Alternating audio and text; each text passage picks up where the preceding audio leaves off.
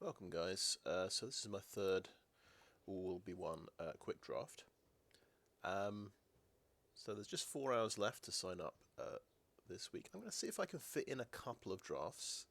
The plan is to build up my gems because sealed times out in about 24 hours or 28 hours and I'm on 3,000 gems. So the goal, we want to get to 3,800 gems, and that guarantees getting to play 2 more sealed events before that time's out. So I reckon maybe, hopefully, a couple of quick drafts will do the trick. But it'll the closer we get to that, the more helpful it is. It means if I get 1 or 2 wins in my first sealed, it might be enough. Right, now we have a very nice card here. Black Sun's Twilight. I got destroyed by this the other day. Up to 1 target creature gets -X until end of turn. If X is 5 or more, return a creature card with mana value X or less from your graveyard to the battlefield tapped. So you can guess what what kind of creature he brought back. I killed Sheoldred basically, and then he used this the next turn, killed my biggest creature and bring Sheoldred back. And I didn't have a second removal spell for Sheoldred. So, yeah, absolutely brutal. And it's 1 black and X. It's not double black, like the other Sun's Twilight cards. Right, so that commits us to black. That's so good we can't ignore it, I would say. Porcelain Zealot, I've seen this a few times, so this... it's a 2/3 for 4 mana, but it pumps a creature every turn. So on attack, effectively, this is a 3/4. It can pump a toxic creature by +2/+2. It seems pretty good. Reject Imperfection is a counterspell, so that commits you quite hard to blue because it's double blue. We'll skip past that. And then we have the Necrogen Rotpriest. So green, black, and 2. This is really good. So it's like it's a bit like a wall. It's 1/5, but it does have toxic 2. And whenever a creature you control with toxic deals combat damage to a player, that player gets an additional poison counter. Effectively, this guy's got toxic 3, if he does get through. And then for green, black, and 1, target creature you control with toxic gains death touch until end of turn.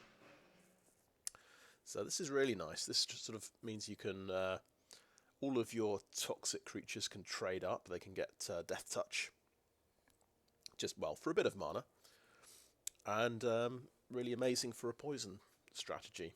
So I think this is winning. I do see another very good card in the commons because it's a tough choice. We've got Anoint with Affliction, so this seems like the best removal card in black. It exiles.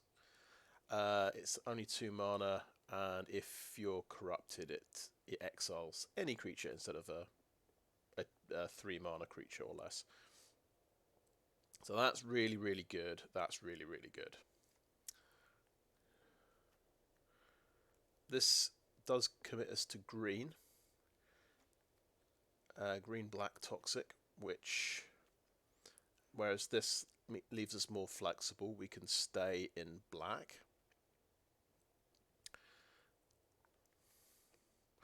I am thinking, kind of a strategy I've developed is maybe sticking to 1 colour in pack 1 because there might be a bomb in pack 2, and then you can go into that colour. Maybe Necrogen Rotpriest is a bomb, though. That's the thing. We should pick it now. Well, and also there's the argument this is an uncommon. You're less likely to see another one of these. This is just a common. You might see another one. You'll see more removal spells. I think, let's be bold. Let's go for the Rotpriest. Let's commit a little bit to black-green. Right. Fuseling. Evolving Adaptive's a really good green card.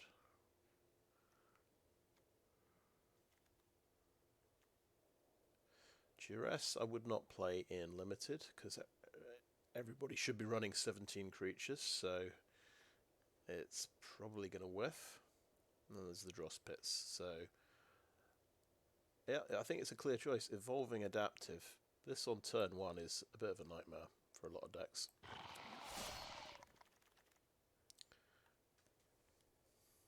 The only problem, it doesn't have Toxic, but that's fine. We don't have to win with Toxic every time. Churning Reservoir, that's good for the oil deck. And the Serum Core Chimera is really good. But we can't go into 2 more colours just for this.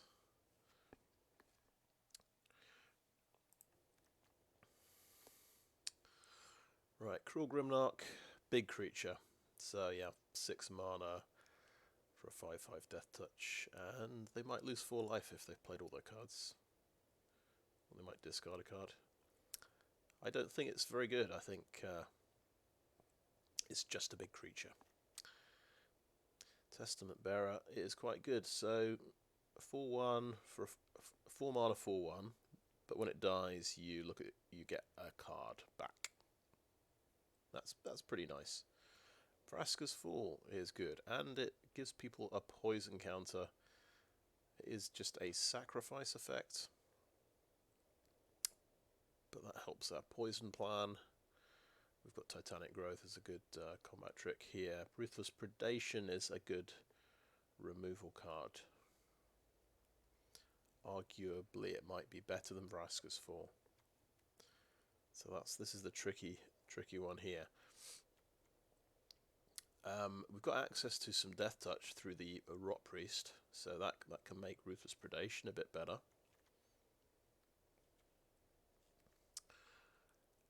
But I like the poison counter this gives people. I'm going to go for Vraska's Fall. This doesn't depend on you having a creature, which might make it a bit more usable. And a creature of the appropriate power.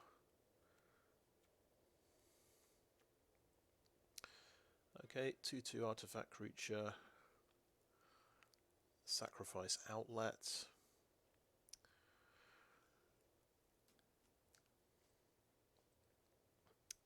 Or a Copper Longlegs.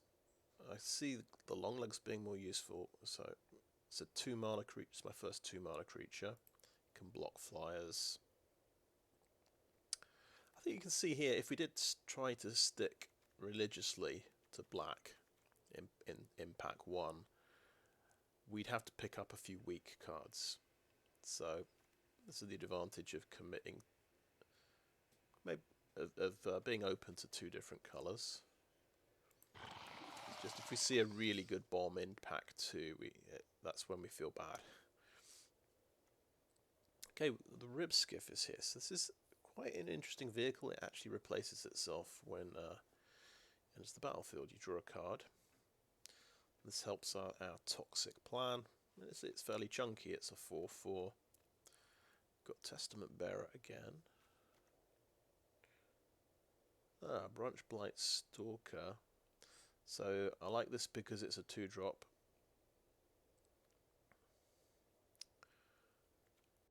And we want more 2-drops, so we've got a nice sort of consistently aggressive rollout, especially when we have Evolving Adaptive, and it helps our poison plan. I have played the Rib Skiff before, and it's it feels clunky, and it's not always very useful when somebody's playing a deck full of removal and you don't have any creatures to crew the thing. So I think, yeah, 3/1 for 2 mana is quite good. Even if there's the -1/-1 removal spell, I still think go for this. Okay, Tainted Observer's very good. If we want to go for 3 colours, this would be a reason to do so.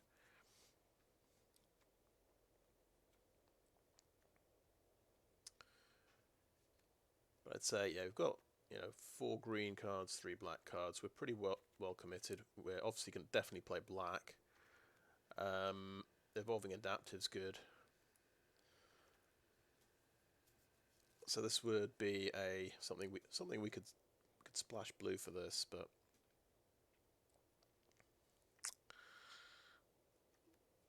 on the other hand, we could just get a Contagious Vorrac.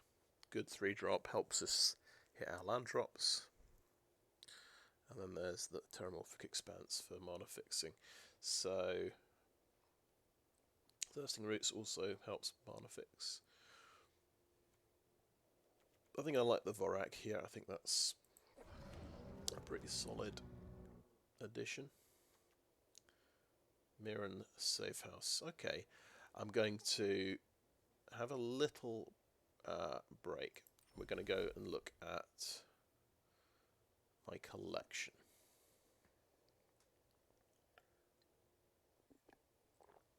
Because I am drafting for my collection, but I don't know if I really need another Mirren Safe House. I really want to draft that Plague Nurse.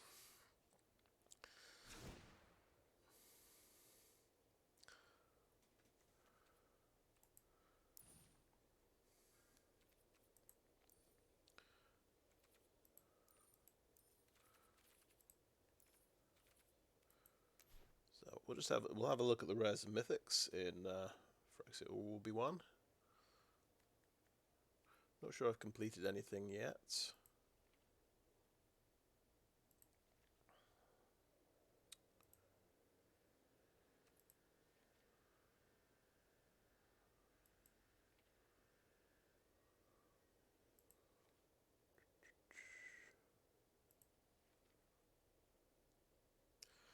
Okay, we have 3 copies of Mirren Safe House. I'm going to say, now usually I would just go, oh great, I can actually complete this, get it to 4 copies. But in this case, I think I definitely take the Plague Nurse. I have to just resist my my rare drafting instincts here. Because do you even play 4 of these in a deck? Maybe, yeah, maybe with some kind of land deck, I suppose. Anyway, the Plague Nurse is there. We've also got Maze Skull Bomb, which that's a +3/+3 boost, and the Dune Mover is quite good as well. I think it's got to be the Plague Nurse here. Okay, bring something back from the graveyard. Another Grimnock. Adaptive Spore Singer. This does seem quite aggressive. It can pump something up to swing in. Copper Longlegs is going to be another one of these. Another decent 2-drop. I think one of my previous drafts I drafted 4 of these because I overvalue reach. I've lost many games to 2/1 flyers. Lattice Blade Mantis is just a big, chunky creature. It's got the oil thing going, but it doesn't contribute to the poison plan. This, at least, you can sacrifice this and proliferate, so this can contribute to the poison plan. This can also proliferate, and it looks like we're quite even. Yeah, we've got 2 of each.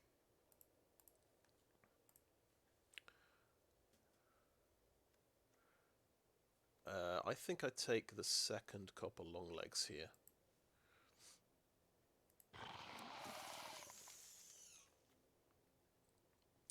Branchblight Stalker or Copper Longlegs. Now we'll take a Branchblight Stalker.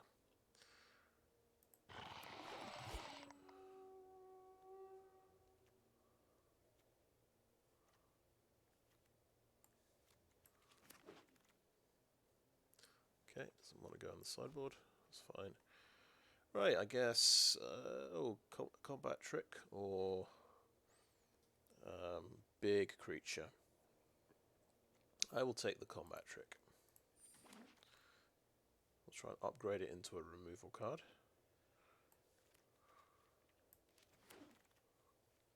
There's the Phyrexian Atlas. We probably won't need ramp, but good to have that.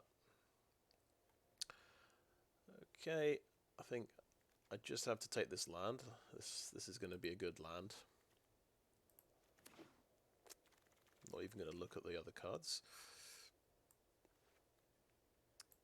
That's for the collection. Infectious Bite. Good removal card and gives poison.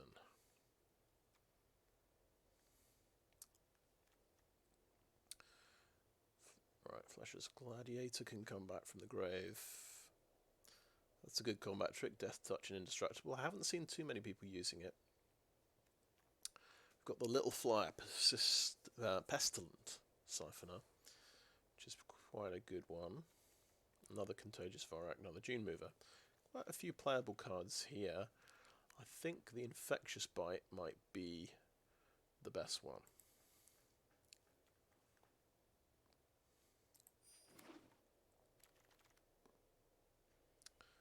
Okay, Soulless Jailer.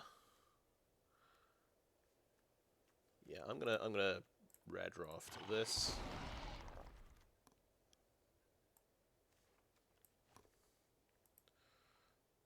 Because I'm doing pretty well. I don't think I'm going to find enough cards for a deck. Okay, we can bring a creature back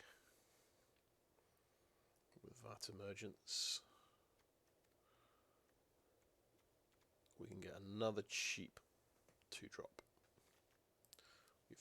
We've done quite well on 2-drops.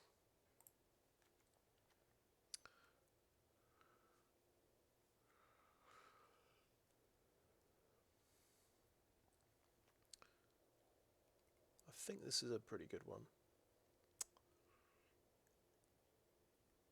But we could take this as a bit of a top end card, bring back the Rotpriest, that kind of thing.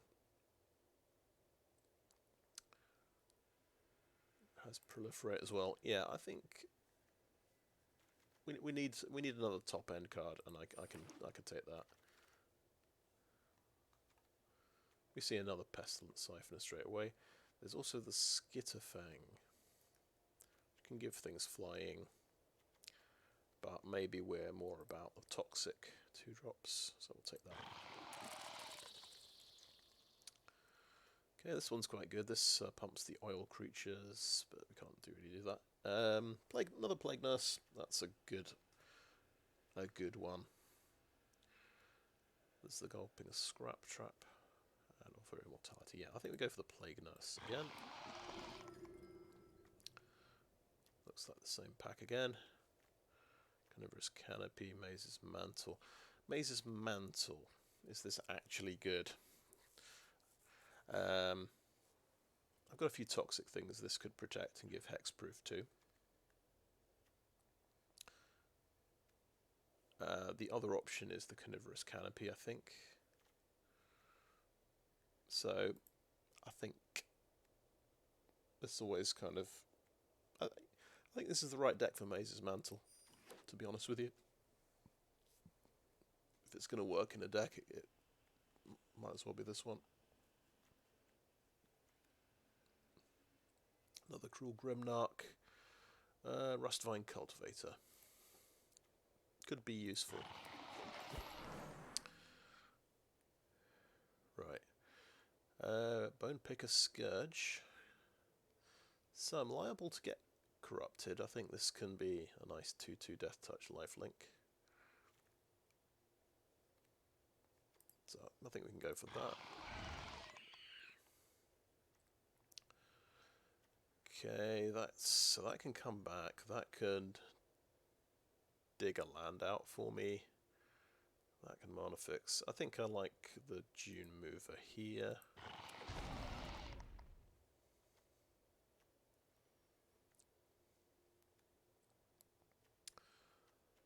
And maybe we like a Fleshless Gladiator here. Take a Skull Bomb. I don't see myself using this one. Prism. Kinsmith. Yeah, I think half of those missed the sideboard. There we go, let's try that. Oh cool, we have something for the collection. Ovika.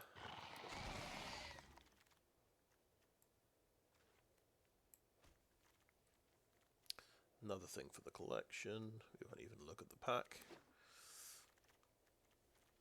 And Zenith Chronicler.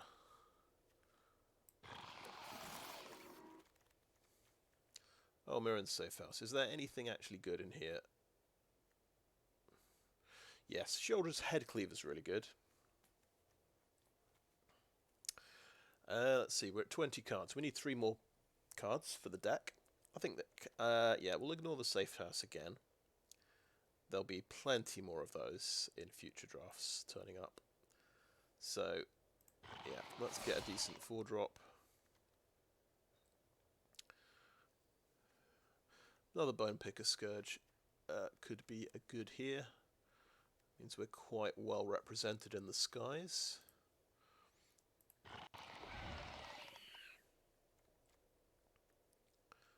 The good old Blight Belly Rat, there he is. Stinging Hivemaster as well. Maybe we'd like a 3-drop a bit more than a 2-drop. Yeah, we're well represented in the 2-drop slot. You probably need at least 7. Another 3-drop is actually what we need. So this leaves a mite behind when it dies, basically.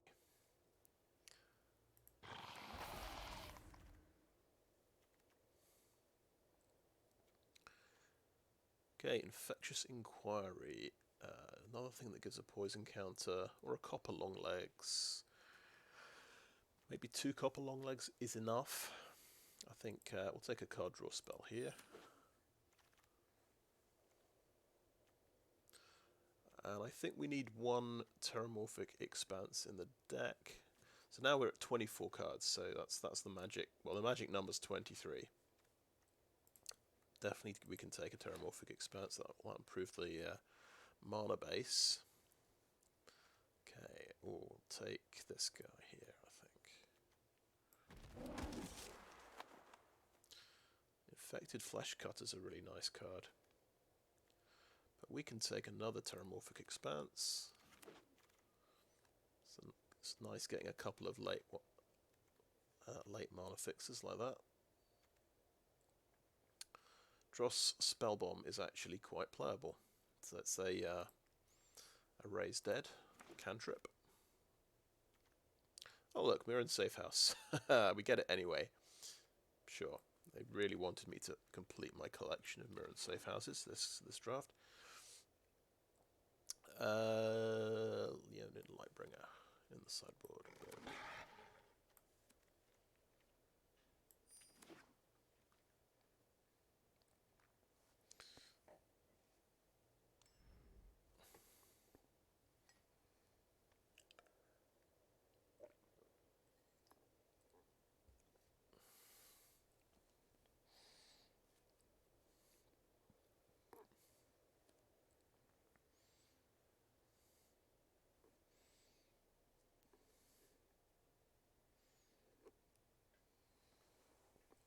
Right, looks like we might have a little way up. There we go.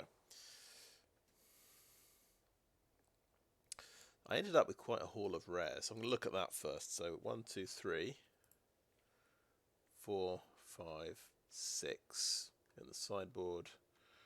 And we've got the Black Sun's Twilight as well. That's 7. Don't think there were any others in the main deck. No. Pretty good. Anyway, the deck is pretty much done. So it's 42 of 40. We only have to cut 2 cards. I better look at these things. I haven't really looked at Zenith Chronicler. I don't think it's playable. That's a 3-1 for 2 mana. It's sort of a bit of aggro if you need it. I don't really want to ramp things out, so I don't think I'll play the Phyrexian Atlas. Yeah, we've got Vat Emergence at the top end there. Bit of mana fixing there we don't really need. There is, okay, so Maze's Skull Bomb doesn't fill me with excitement. I don't think we play that. Okay, so we have to cut 2 cards, however.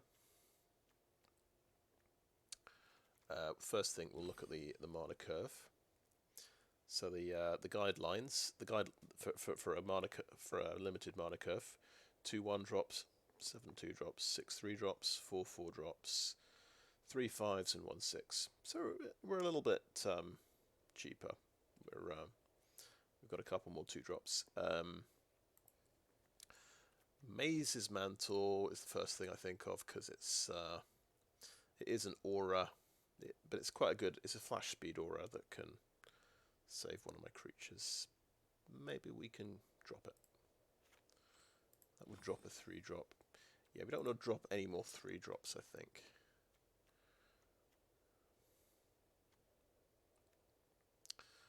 We like it. I think we like the Infectious Inquiry in this deck. We probably want to drop a 2-drop, and there's another combat trick. I usually go for those first because I've got actual removal cards like Infectious Bite, which are going to be better.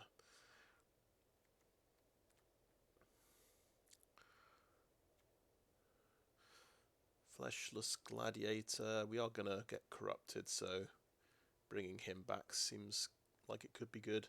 We've also got we've got a Rustvine Cultivator. I don't know if we need this. I suppose it could be nice. This, basically, if you play it turn 1, it gives you an extra mana on turn 3. It's not quite as good as a Llanowar Elf. So we could get a 4-drop out on turn 3.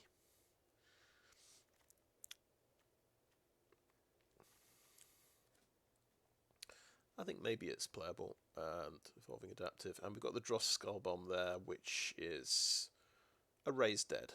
So, sort of arguable if we need this, but it's also an emergency card draw.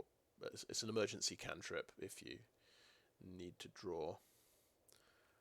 And these are sort of luxuries, maybe. These two, Maze's Mantle and Titanic Growth. I think I prefer the Maze's Mantle because it's sort of supposed to go in the deck with the synergy with Toxic. Anyway, I think I'm pretty happy with that, but I'll call that end of part 1. I'll have another little think about the deck and come back and do the games. So thanks for watching so far. And I'm back. So, whoops, that always happens. We don't want to do that. Right, so I've not made any changes to the deck. I think I'm happy with this. I'm not really having second thoughts about Maze's Mantle. So yeah, I think we'll just go for this.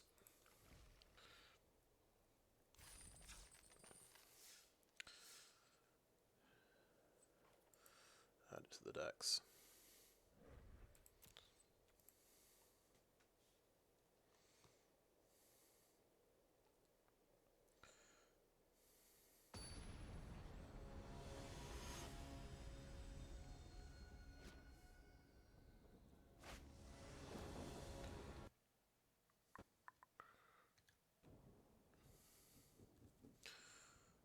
Okay, looks good. Couple of 2-drops, well, 3 2-drops. Black Sun's Twilight as well. Keep that.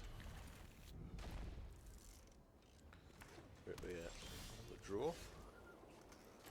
Play the Terramorphic Expanse.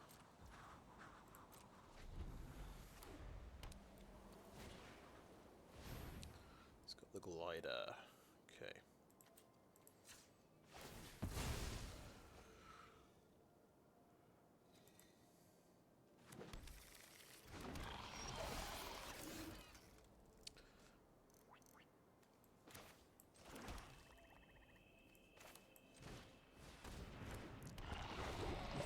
You might want to trade off with the Glider.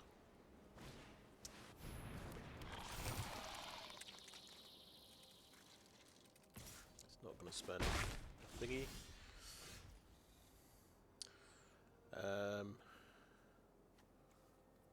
Let's just swing in.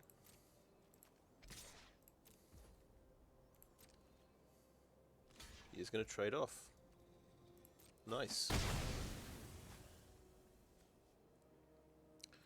I think I will Forest, play Contagious Vorrac. Hopefully I hit a land, there we go.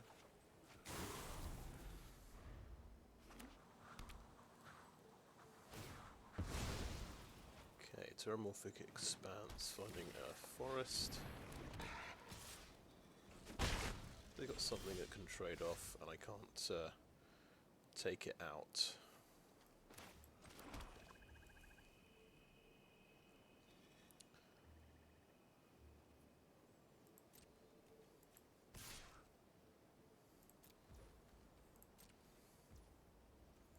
He's going to let the damage through. Fair enough. And I can double spell now.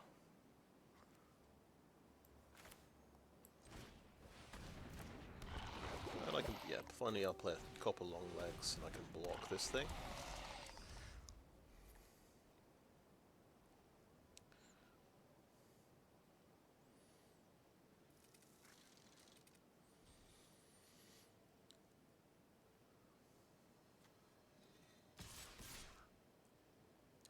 Alright, they're coming in, so you might have a combat trick here, but that's fine. Both my creatures, I'm not too fussed about losing these creatures. They're not crucial to my plans.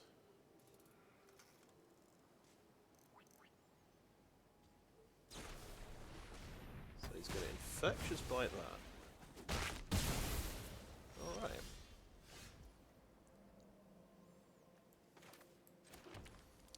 Now I've got Black Sun's Twilight, so I can take that out and get...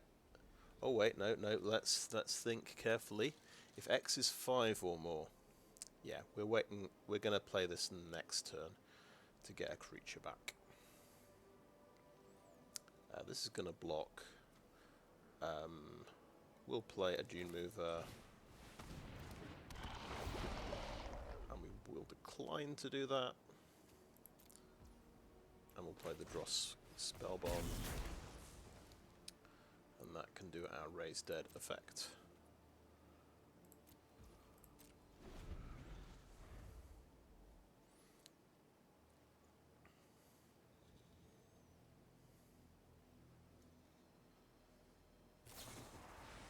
We're going to vanish that into eternity. Really? I can sacrifice it at instant speed.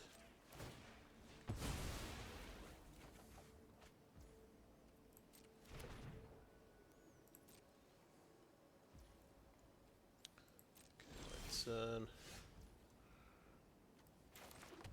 So 5-point Black Sun's Twilight to take this out. Get back Contagious Vorrac. Is that stupid?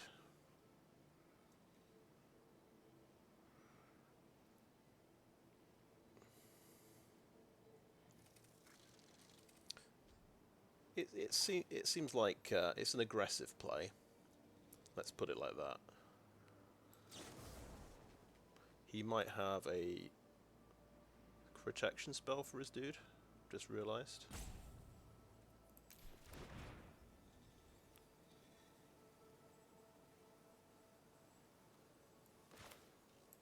Yeah, he might have the Tyvar's thing. I'm going to risk it. I don't know why I'm risking it, but I just want to get on with the game and...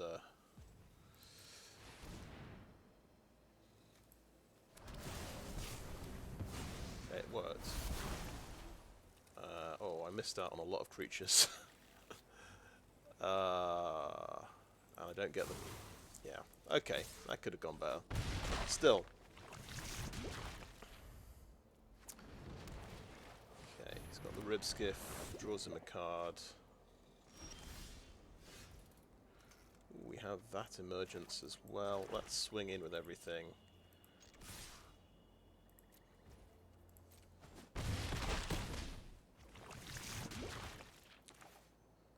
Because have we got lethal on the board? No, we don't.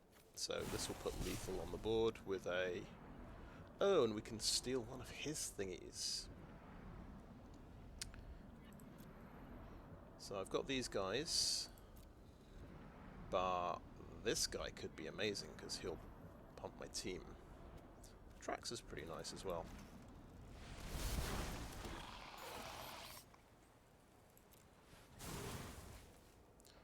And yeah, let's play this as well. I'm playing into a board wipe. That's one problem, but oh, it's a nasty. Okay.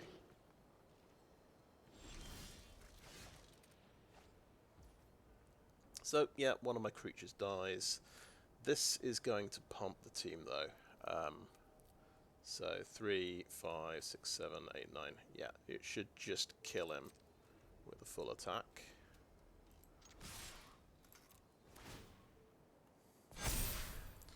Glad I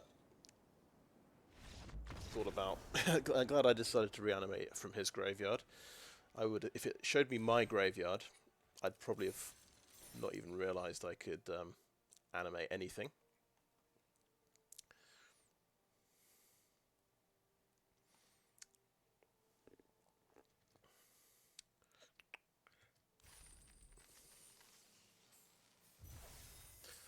My worry there, well, I was going to use my Black Sun's Twilight basically on a small creature and then regret it when he plays a Tyrannax Atrocity or something.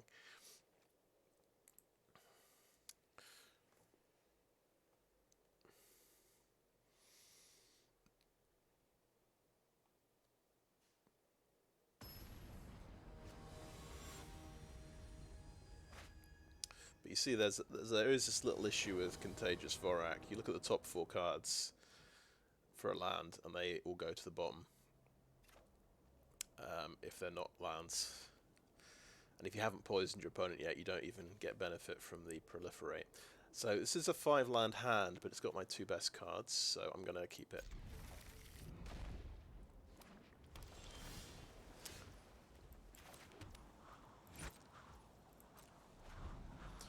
And we've top decked a 2-drop, which is great. Sometimes you keep these hands and you just draw 5 more lands and you die.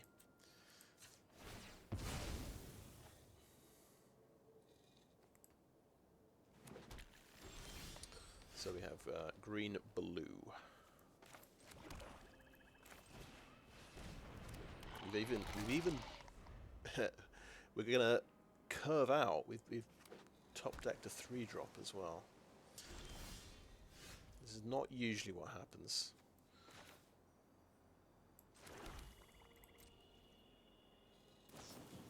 Oh, he's got the Chrome Prowler to tap me down. Oh, nice. Okay. Fair enough. It was suspicious he doesn't play anything on turn 2 or turn 3.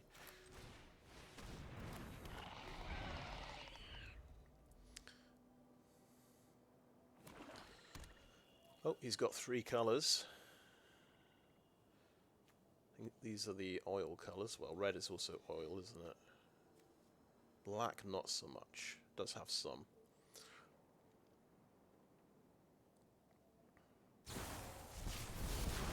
Okay.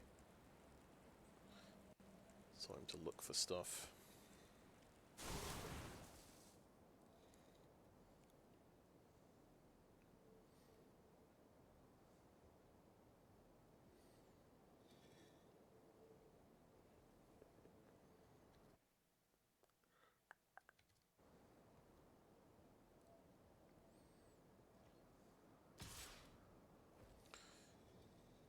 Yeah, we'll take it. I think we're winning the race here. We'll see if he plays a 2-drop now.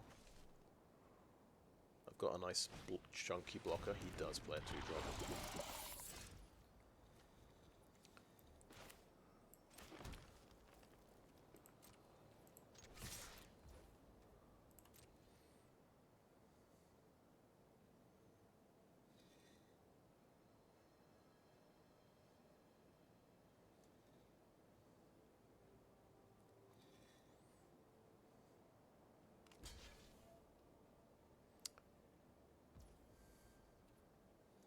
Okay.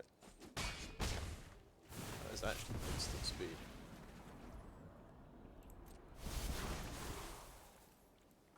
Play the Rotpriest. So we want to do a turn 6 Twilight. Hopefully he'll have killed the Rotpriest with something expensive and I can bring it back.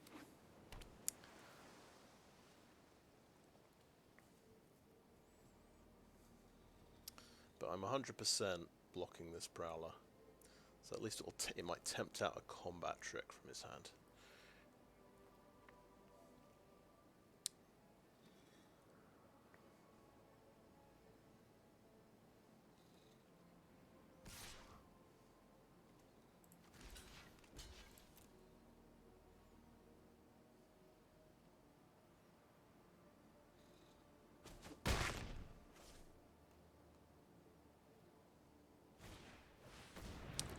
What did she do again? First strike, death touch.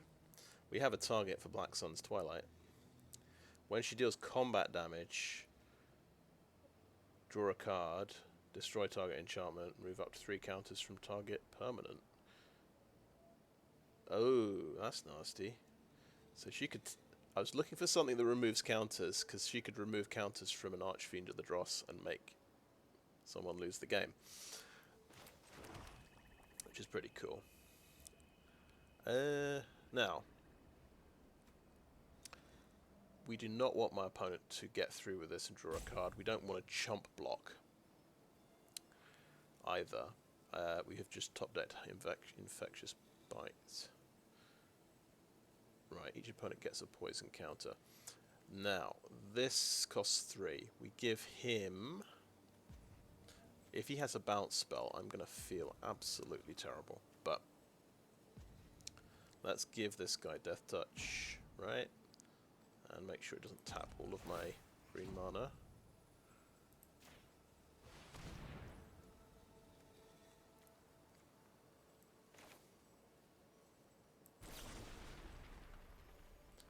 And it should be killing this because it's got Death Touch, right? Yes. Good. And then we'll attack him with both. This does 2 toxic, which is pretty nice. And adds another poison, so he's up to 4. And this becomes a Death Touch lifelink, which is nice. This can come back as well for 1 life point. It is tapped when it comes back. So we could, maybe you could even hold off a turn on the Twilight. He might be, of course, he might be running Duress in his deck. That might be a reason to use it sooner rather than later. But yeah, we've got some things to do here, so.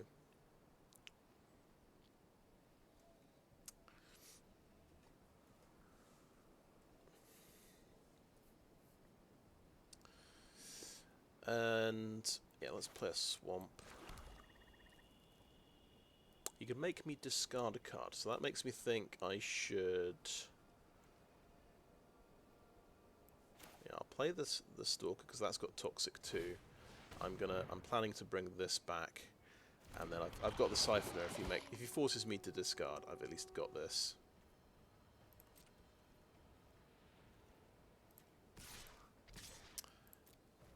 Also give this Death Touch if I hold up mana.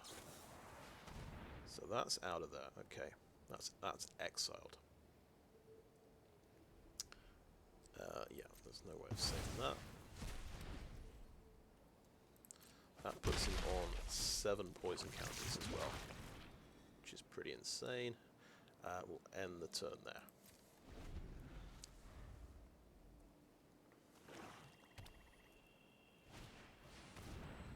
Okay, well that will just take him out for 2 life points, which is a pretty good deal. The drawback of these sort of aggressive 3/1 creatures, they can get really messed up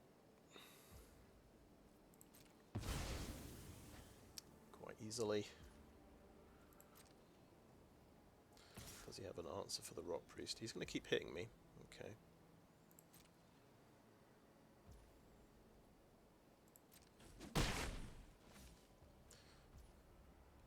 And we'll Fleshless Gladiator end of turn. If we can get through with the Rotpriest, we win. So we'll see if he might have instant speed removal. He might have a bounce spell for the Rotpriest. But we're going to do a 5-point Black Sun's Twilight here. We're going to bring something back. Oh, I think we bring back... Wait, no. This is the one that targets my graveyard only, so I only get back Branchblight Stalker, but that's fine because this potentially just wins the game.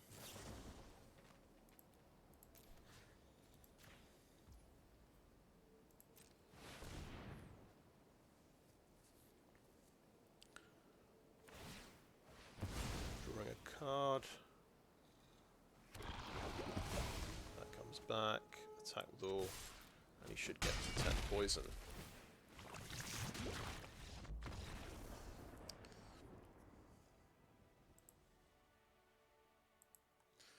So I'm going to say we've been lucky. We've had Black Sun's Twilight first 2 games, and it's been pretty decisive. We had removal for his really good rare. We top-decked Infectious Bite, so that was pretty huge. Let's not underestimate that, because that's the first strike Death Toucher. I'm not sure if they've ever printed one before. They probably have, but it's you just have to chump block it. And if you don't block it, he gets to draw a card, so it's pretty horrendous all around. Okay, that gets us to 200 gems. Nice.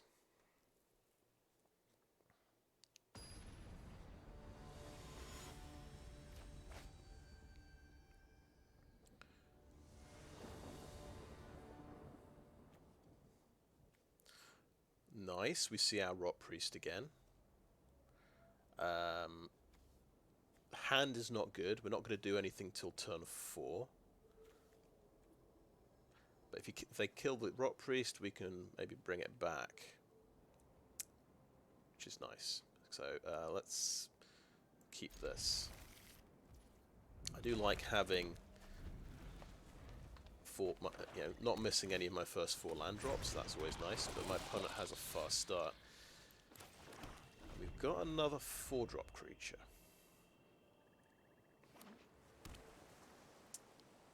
And is it a 2-drop as well? Dune Mover, yeah, it's a 2-drop. At least we went first.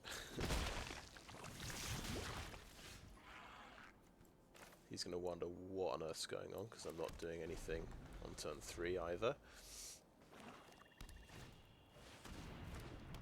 Good, it's a ramp card. Oh. And it's a thing that lets him brings his creatures back if I kill them. We have our removal card.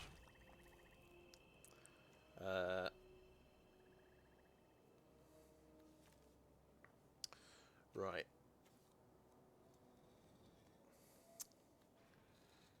I think we play the Plague Nurse here. This has got Death Touch, of course.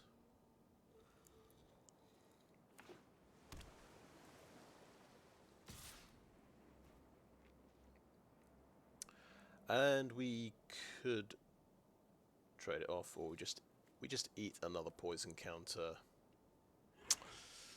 Yeah, maybe we just eat another poison counter. We've got Infectious Bite. And we get to 5 poison now.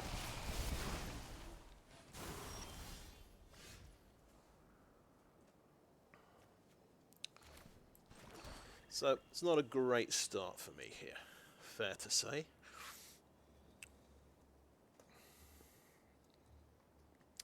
Because I went Plague Nurse, I can't do the give Rotpriest Death Touch, and then Infectious Bite, his big creature.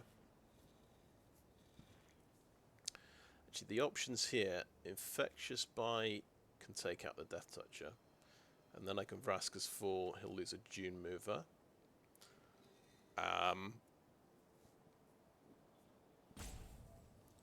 If we play a Rotpriest,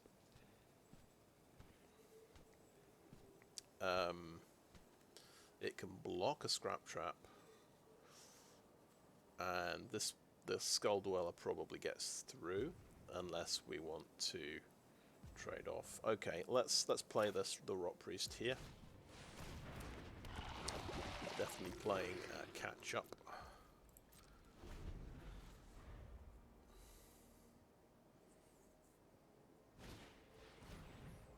Okay, draw 2. That is a nice card to have in your blue-black deck. 3 cards left.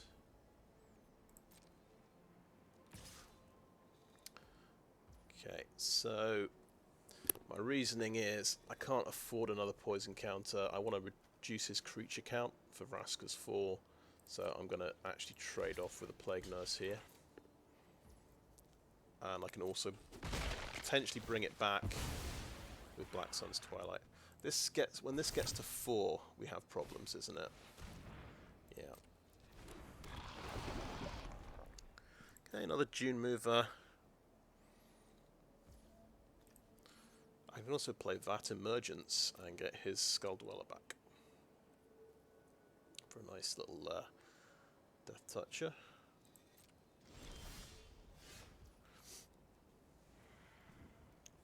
Right, so we can do the Death Touch Infectious Bite trick to take out his Scrap Trap. We have this problem of the Vat of Rebirth is going to bring something back, but I think we want to bring back his Scrap Trap next turn with Vat Emergence. Yeah, that appeals to me. So you get Toxic with Infectious Bite.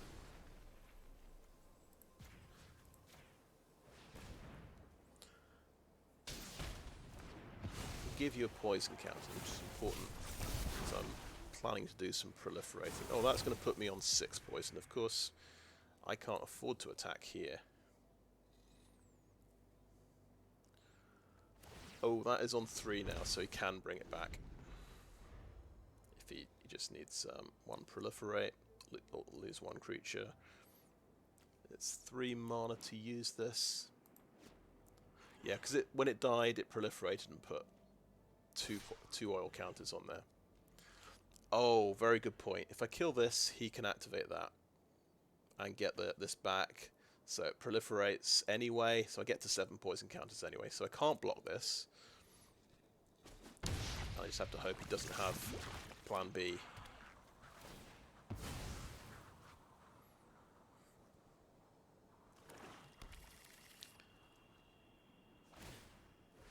Sacrificing a card. So now he doesn't have... Oh no, he does have the mana. He's got a Thrumming Bird, which also proliferates. It's effectively like a poison dude. So, we've got to do... We can't stop the Thrumming Bird. We've got to do the Vat Emergence on the Scrap Trap. To take it out of his graveyard, basically. But it's nice. I thought Vat of Rebirth looks quite good. And yeah, this is definitely a nice one. Puts him on 3 poison. There is no way we can attack. So we're going to 8 poison next turn. That's going to start pinging me for 1 every turn.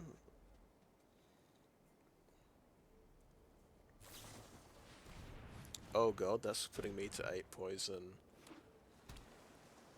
Thrumming Bird puts me to 9 poison. And I'll be amazed if he can't get me to 10 poison here, somehow.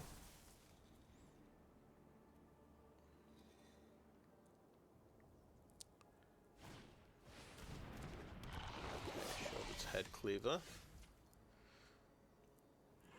Okay, so problem, we can't stop the flyer. That just kills me. Problem, this needs 2 blockers. We don't have anything in the graveyard that's going to come out and help me.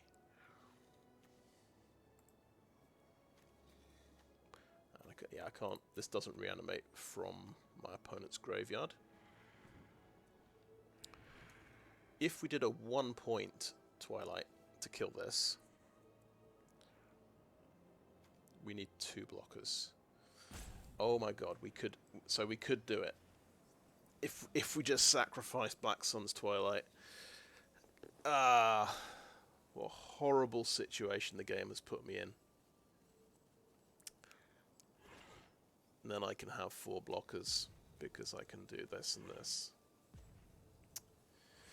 Yuck. Yeah. Okay. Black Sun's Twilight. Pay 1.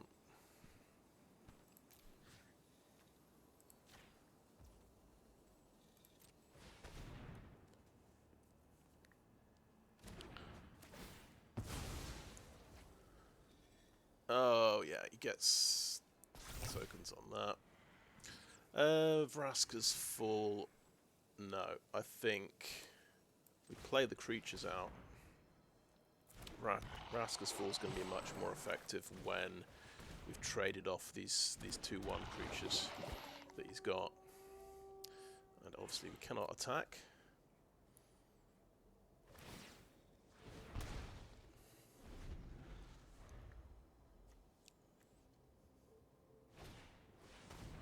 Oh no, I don't know what this does, but I don't like the look of it.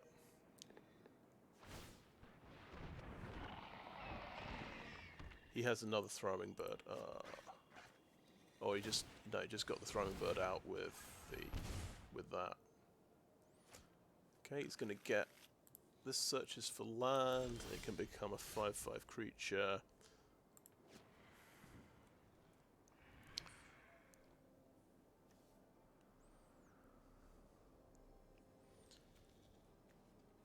I think it's a good game. Thrumming bird just finishes me off.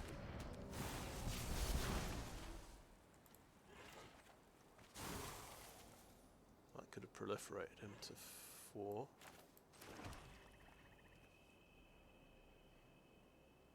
That can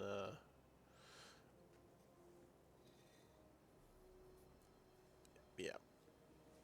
I think it's a good game here. I am just racking my brains. I don't think there's a clever way of winning this all of a sudden. No attacks, end turn.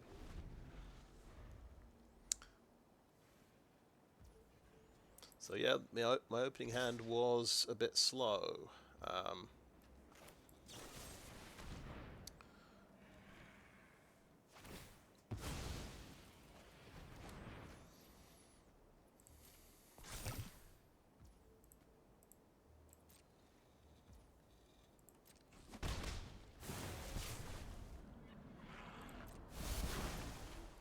Funny if I missed a reach creature. No. I still think that opening hand was a keep. 4 lands, Necrogen Rotpriest. You just hope you top deck the 2 drops and 3 drops and things. That's my argument. Because your opening hand can be so much worse than that.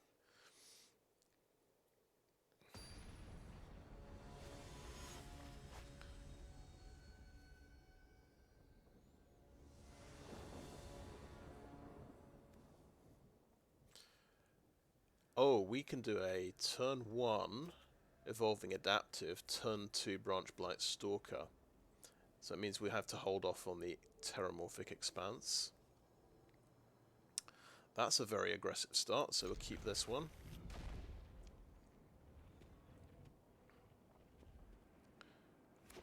I think that's the right way round to do it. We'll just hopefully top deck another untapped land to play the Vorrac on turn 3.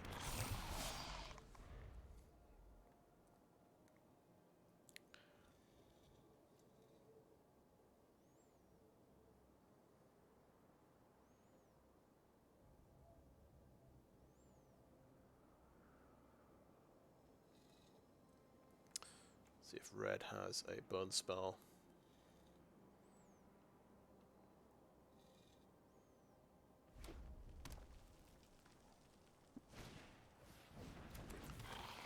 Got a 1/1 creature. I'm not going to block the haster.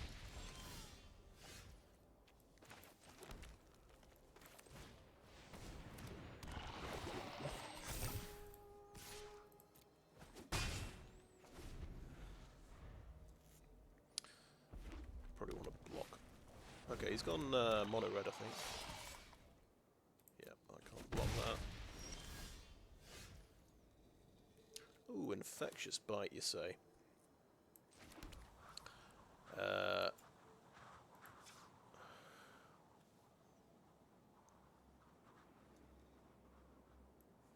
good top deck.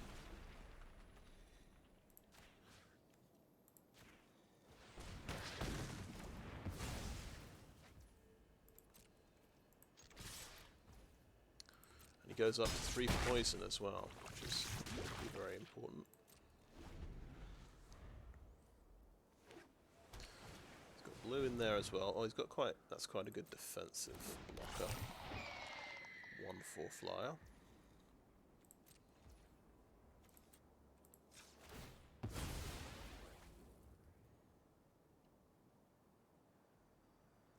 We're looking for a swamp. That's not. There we go. Let's not mess up there. So I think we want to try and look for our next land drop with the Vorrac. That seems to make sense.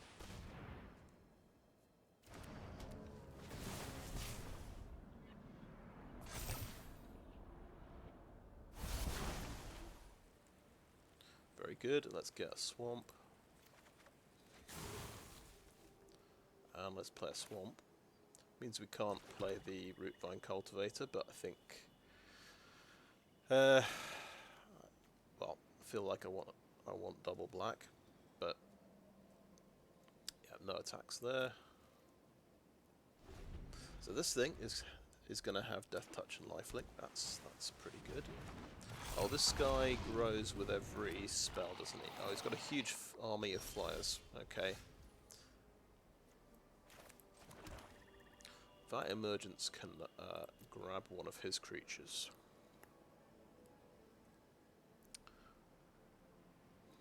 Right. So the adaptive needs something higher power to actually grow again, unfortunately. Okay, we'll play the Bonepicker Skirge.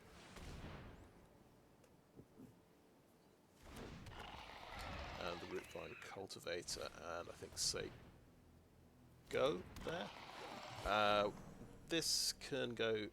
In fact, we could attack with these because yeah, it's just this guy we can't attack with. I would say, right? This can become a 2/3 or a 3/2 and trade off. You might want to trade off with the adaptive, but I think that's a good trade if he decides to do that. And that's going to draw him a card, which is fair. Okay.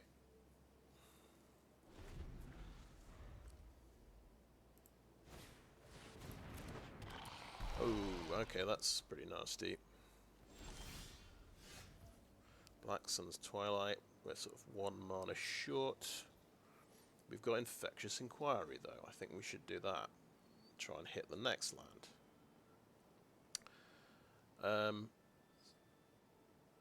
Right, so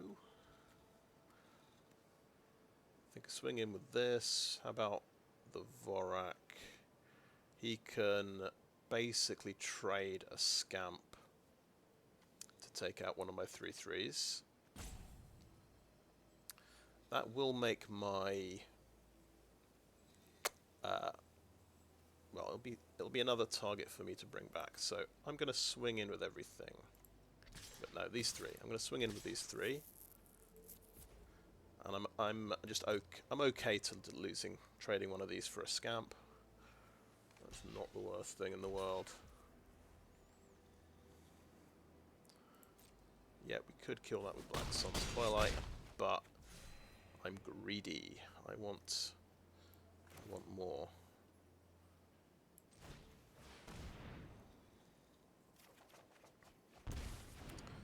Right, we have found the swamp, and we've got a Copper Longlegs, which is a very nice thing to have against this board. And end the turn.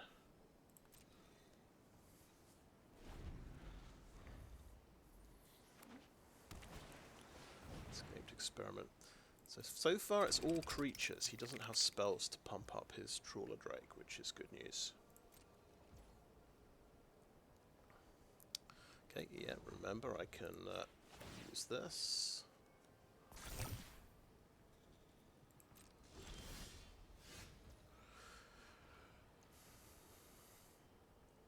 Okay, Black Sun's Twilight. Yeah, it doesn't reanimate from my opponent's graveyard. Oh yeah, it only reanimates from my graveyard. By the way.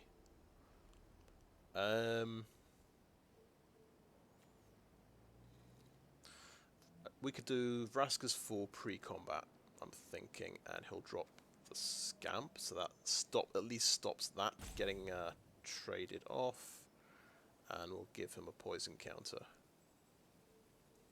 That's the reasoning there. So, and we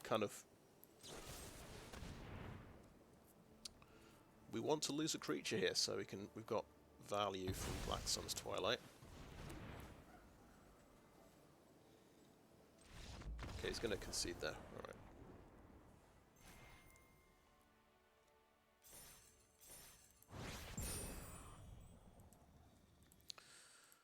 Okay, we've got to at least 50-50, which is nice.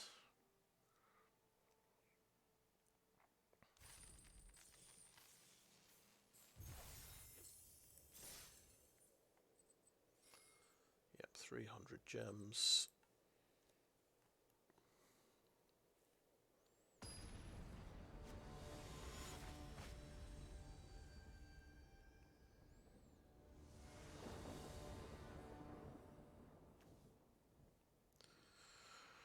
Okay, yeah, decent hand. This could actually look for a land. And then we'll be sure we can play a Rotpriest on turn 4 and a Plague Nurse. So let's keep that.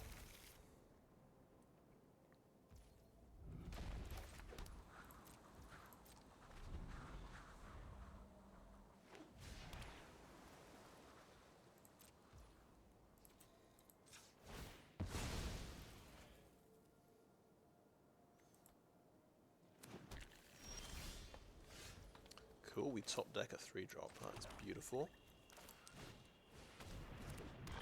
We'll put a forest on top.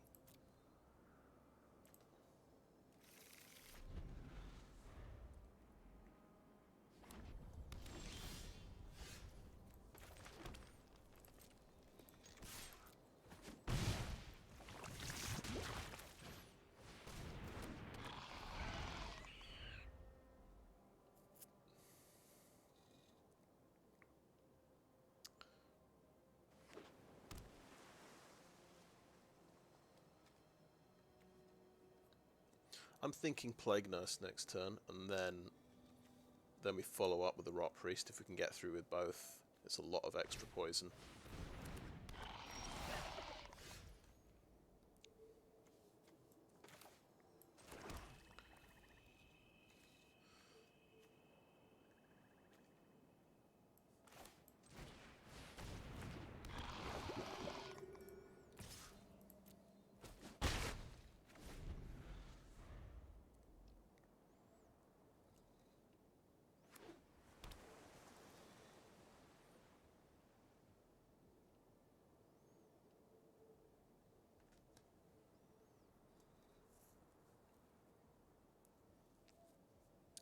There's a possibility next turn I could do Infectious Inquiry to try and draw 5th land and then play this to just sort of build the board up a bit more. We've got Vraska's Fall as well, that's pretty good. He might have the +2/+2 combat trick. I'm not going to play Necrogen pre-combat. I'm going to swing in with these two.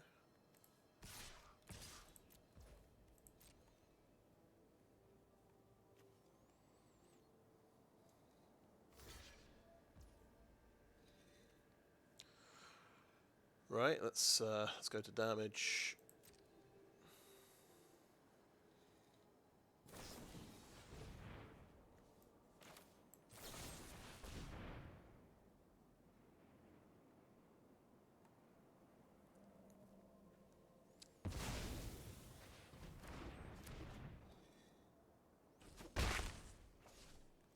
Okay, that worked out well.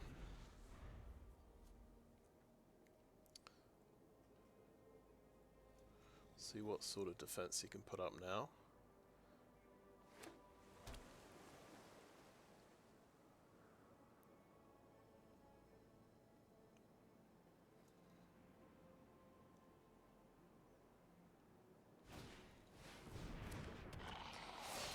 3/3 menace, that's right. Punishes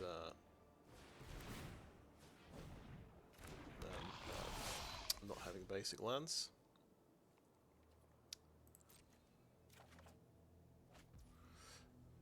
Okay, Hive Master 3/2, so 3/3, 3/2, 2/3.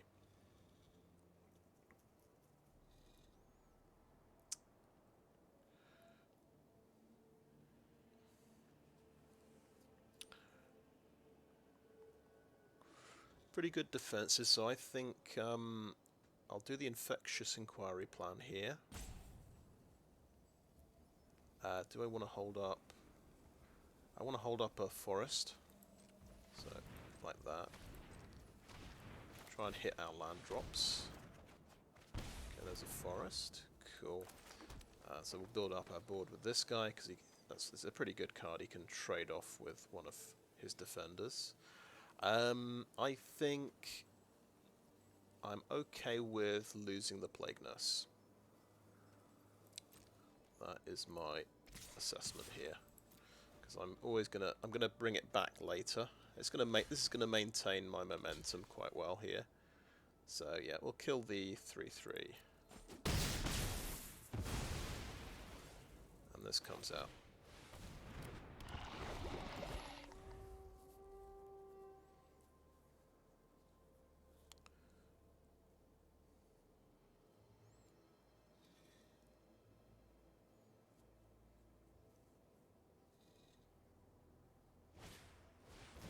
Another ramp card. I bet he's got a Vika in this deck. It's the 7 mana mythic.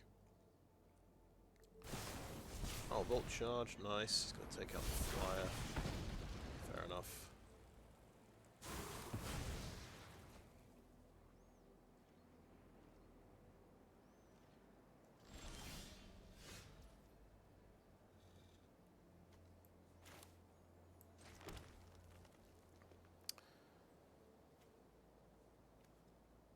Right, so if I play the Rotpriest here, well, he's going to block this anyway, right? I'll tell you what, I'm going to build up with a Headcleaver, so the Rotpriest is a bit more of a surprise. We think he might play a Vika next turn.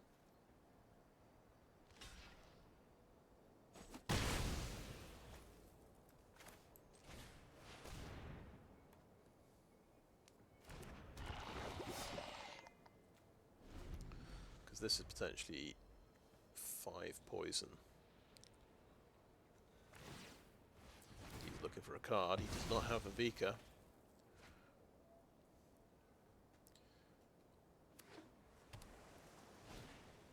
He does. Nice. He has a 4/5 haster. Okay, well, this has got menace, so this is getting through. Play the Rotpriest.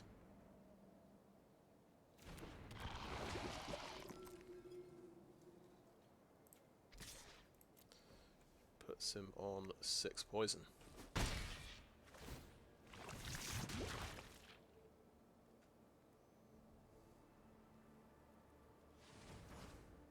play this guy as well.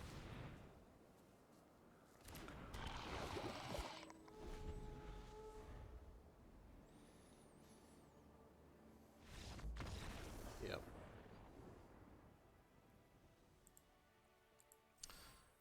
But yeah, playing around that combat trick earlier, that was quite good. So have a bad habit sometimes of playing my stuff pre-combat and not thinking about my options enough.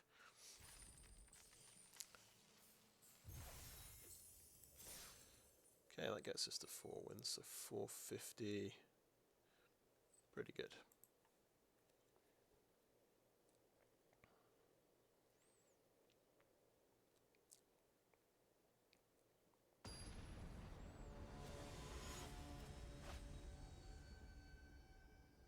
Can I draw Rotpriest in the opening hand again? We get a Dune Mover. That's great, so that's going to guarantee a 4th land, and then we've got a couple of 4-drops. That's a really good hand, I think.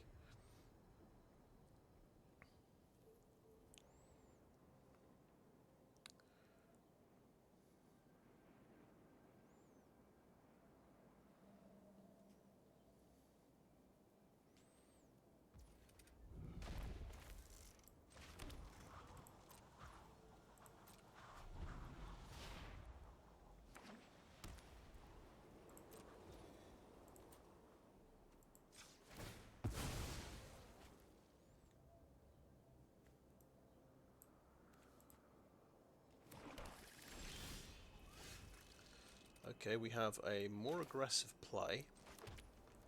We can play the 3-1 Toxic 2 here. And then we've still got Dune Mover for turn 3 if we don't top deck a land.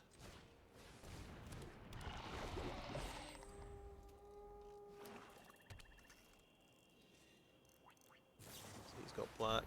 He's just going to exile that straight away. We didn't top deck a land, so it's Dune Mover, put a forest on top.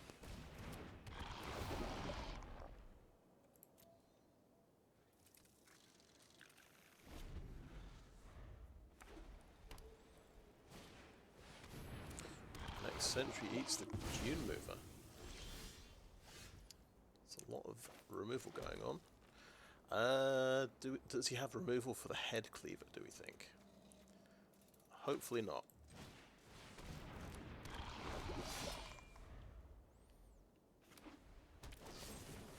Vraska's full. He has. Nice. I've got to say nice to that. 3 removal cards in a row.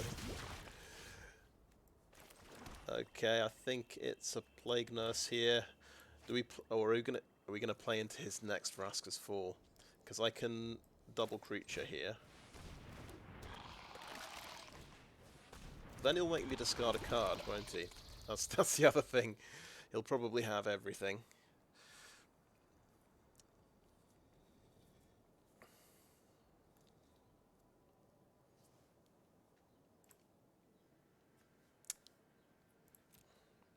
I mean, if you've got a deck with this much removal, you're gonna draft every Vraska's Fall you see. Probably a good thing to play around. The discard card I'm thinking of, there's the big creature that costs 6 that makes you discard. He has another removal card, don't worry about it, of course he does. We'll play the creature.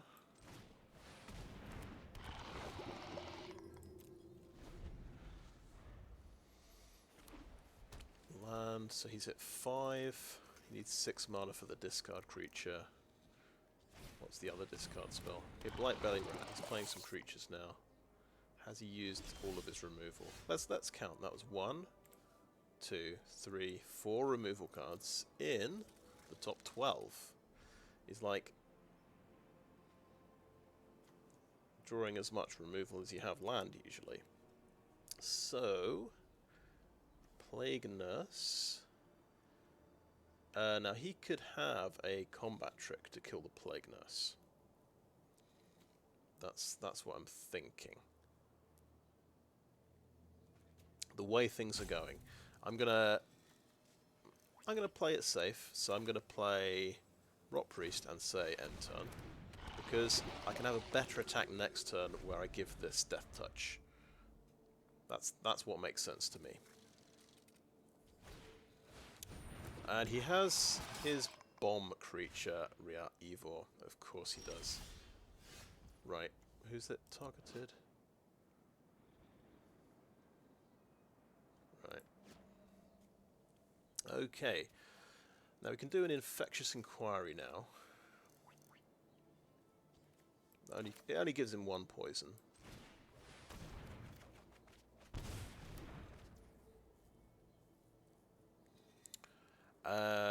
We can't do the attack I was talking about because I don't have enough mana to give Death Touch. I didn't hit a land. So I'm going to play another creature. Let's say go. But the way to beat these removal decks is to have some card draw, I think.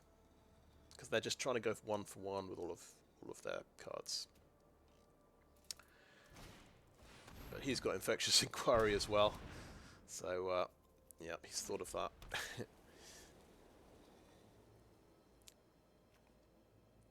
This pumps up his team when it attacks, doesn't it?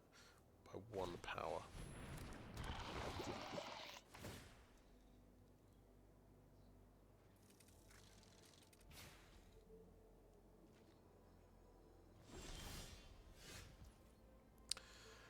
Right, I could play another Plague Nurse and a Rustvine Cultivator and really sort of build up the board.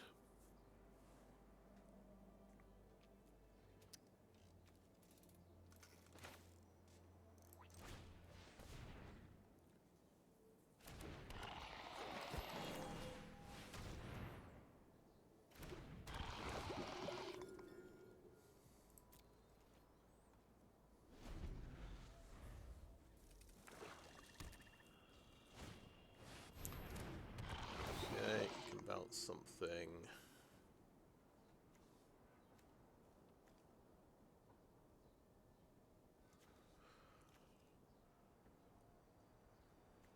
Is there a bigger, better target for Annex Sentry? Because he could bounce that and get a different 3-drop. No, he's going to bounce the land. Okay.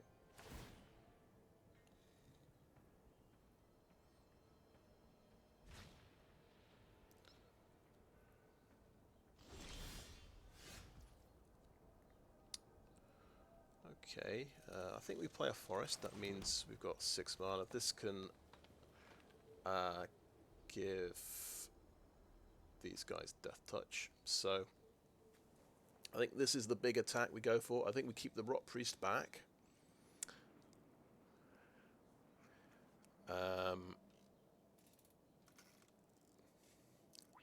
Attack with the Plague Nurses, because I think it's a tough block for him. Yeah.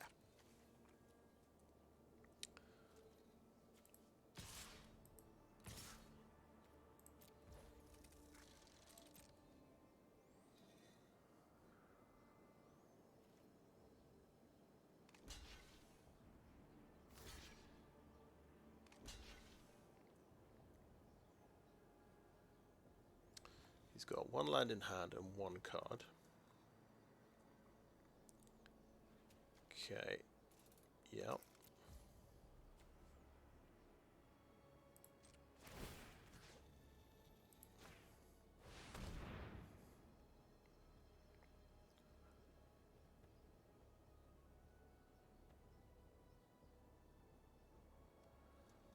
So what's his card? Zealot's Conviction to get first strike and +1/+1. Okay, nice.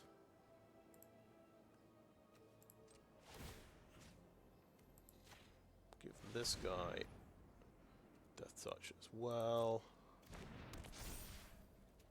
So he does win that little fight there, but I take out his dude.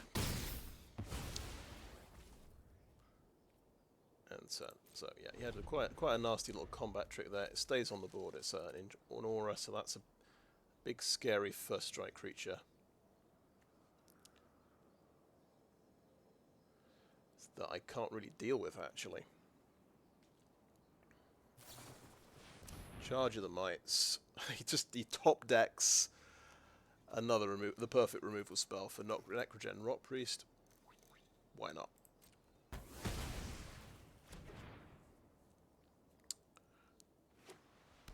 We tried. We tried. Oh well. This thing just gets through. Not much we can do about it. Casual sort of 5/5 first strike. Have we had any removal ourselves?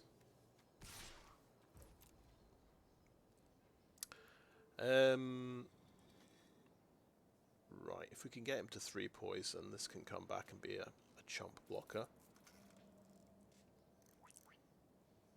It's going to give me 1 toxic as well.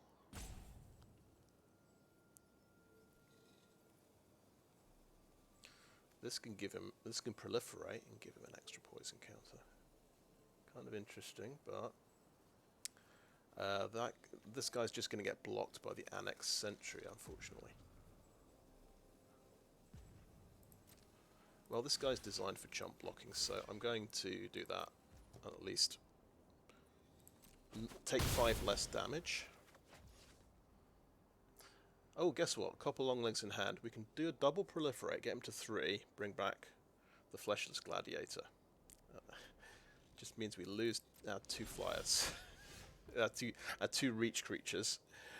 But then we have a blocker we can keep bringing back. I think I forgot to put an oil counter on the Cultivator, didn't I? Oh well. So that happens at instant speed. Okay, let's play it. Longlegs.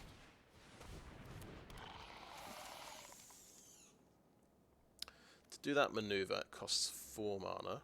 So, let's put him on 3. And so I can't...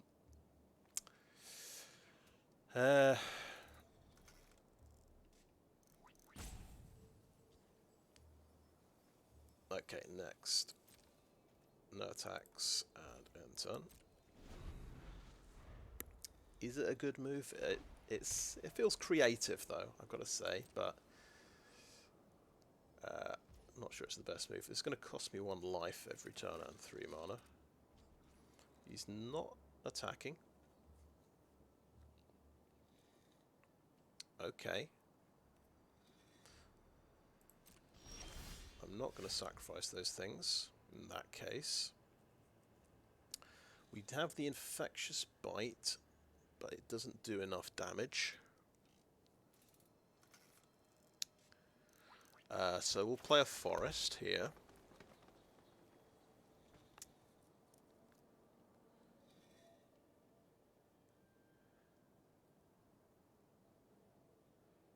I think if we block with absolutely everything, he kills, let's see, that one, or he kills that one and that one, and I can kill it with Infectious Bite. But it's absolutely horrendous. Yeah, this little card, Zealot's Conviction, might be pretty good, I think. Okay, no attacks, and end turn.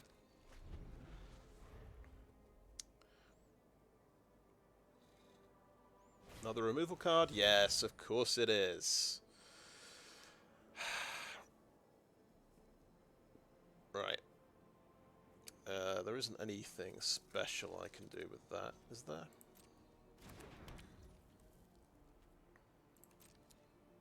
So the smart way you do this, Copper Longlegs gets in front of it, and then we proliferate and give him a poison counter.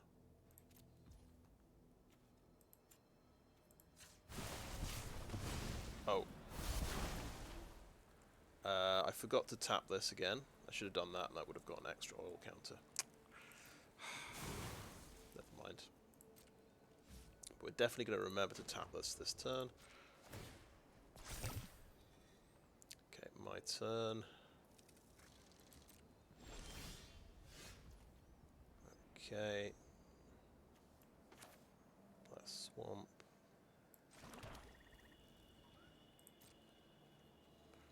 No attacks. And turn.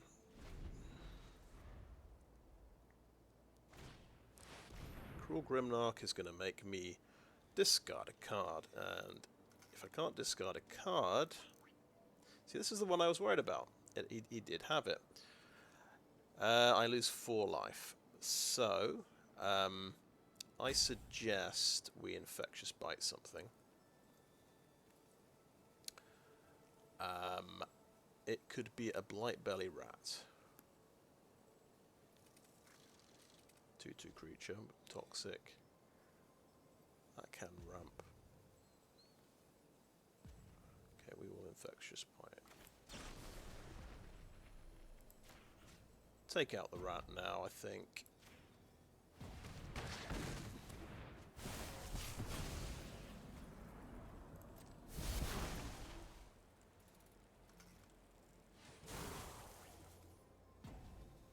I'll lose 4 life to that. Like the way he's playing 6 mana creatures in his removal deck as well. I guess, yeah, that's what you do. You just your early slots are filled with removal, so you can afford some late slots.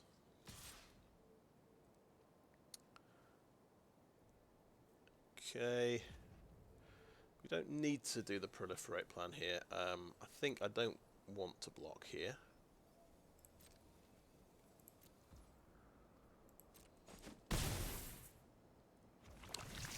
But keeping count, he's had 1, 2, 3, 4, 5, 6 removal in 21 cards. I wonder if he's got 6 more in the bottom half of his deck. This will cost me a life point, but it's an invaluable chump blocker. We have a Contagious Vorrac, okay. Well, that can dig a land out. I was a bit worried what I'd see on top that I'd regret. Could have got rid of Black Sun's Twilight, of course. He sees that for us, so we'll just play it.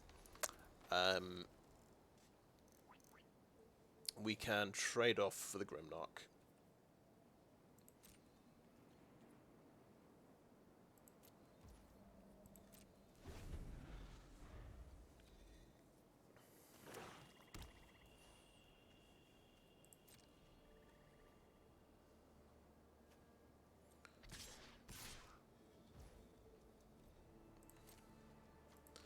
His hand's empty as well. I'm thinking take... Do we take 5? Do we sacrifice something here? Rustvine Cultivator.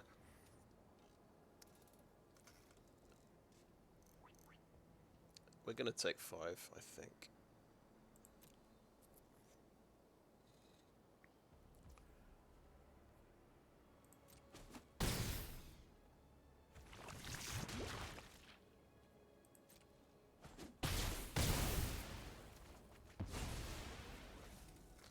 Play the Fleshless Gladiator again. It's the best run out for the Gladiator, I guess. Pretty interesting. I have a 1/1 creature. I forgot to attack this again. Never mind.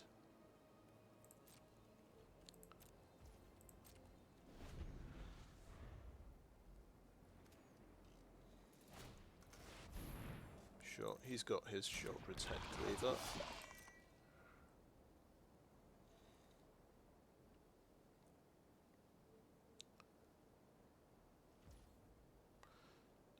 Not attacking. Not attacking. Okay, my turn. I forgot to do that again. Never mind.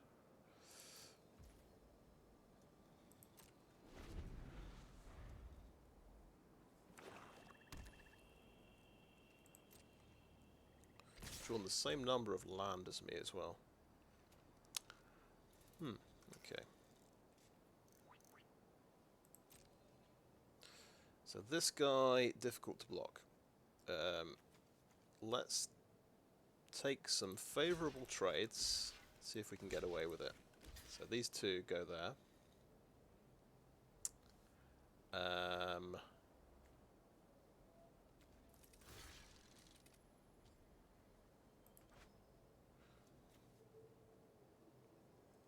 Obviously we have to stop that with something. This will take me to 8. That will take me to 9 toxic.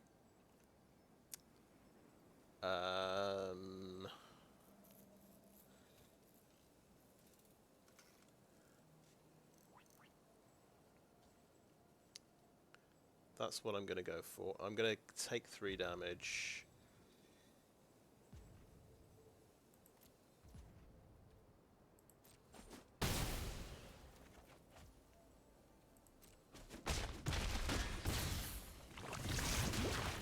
Go to 9. Go to 1 life. Bring this guy back once more. Wonder if it triggers this, and it does. That's pretty cool. Let's remember to put an oil counter on our Rustvine Cultivator.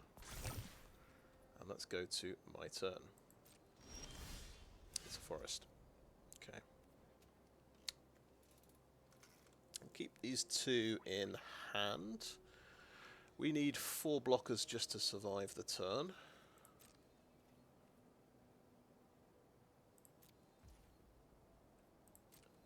We can actually double block and kill the Headcleaver, which is pretty good. We can't bring back Fleshless Gladiator anymore because he costs me 1 life, which is annoying.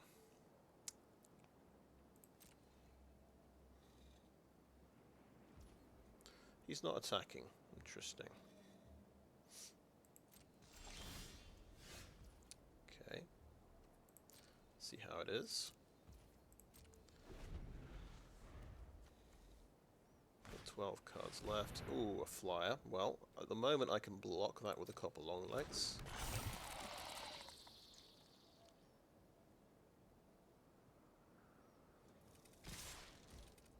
He is attacking with everything. Problem here is, yeah, he has the extra attacker now. But I want the satisfaction of killing a Sheoldred's Headcleaver. That can die. That can die. So it ends up the Annex Sentry gets lethal and lethal poison.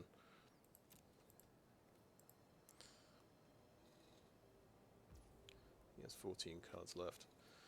Did I draw a single removal spell? Yes, I got an Infectious Bite. I mean, I don't have a lot. I've only got about 3 in the deck. But,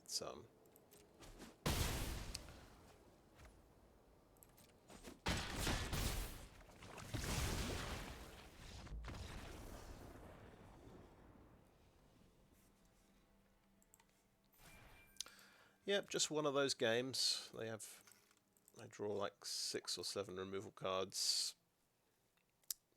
Well, I think it was 6, and good and big nasty creatures as well.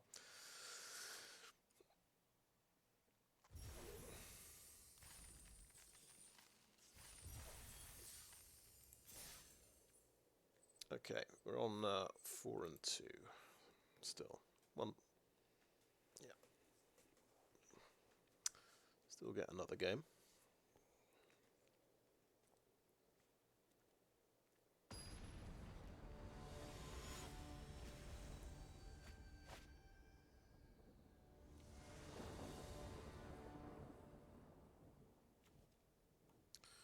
Okay, 3 land. We have a 2-drop. We have the Rotpriest in the opener. That's very nice. This can draw us a card to hopefully get that 4th land. Yeah. We are going second.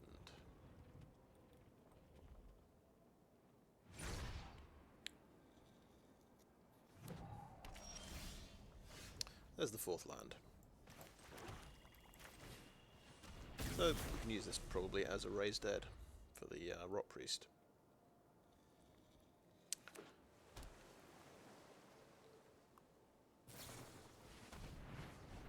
Okay, that's my first poison.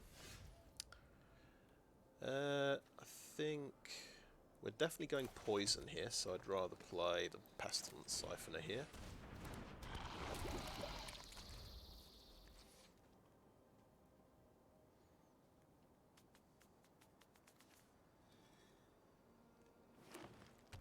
Okay, he's 3 colours then.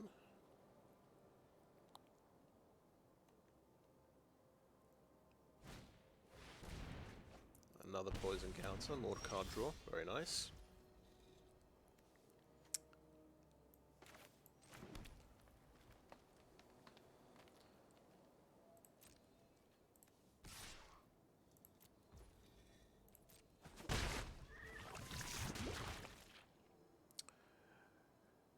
What's more useful? I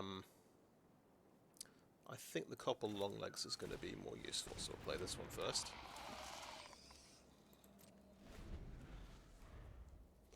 Because at least this can proliferate and give him another poison counter.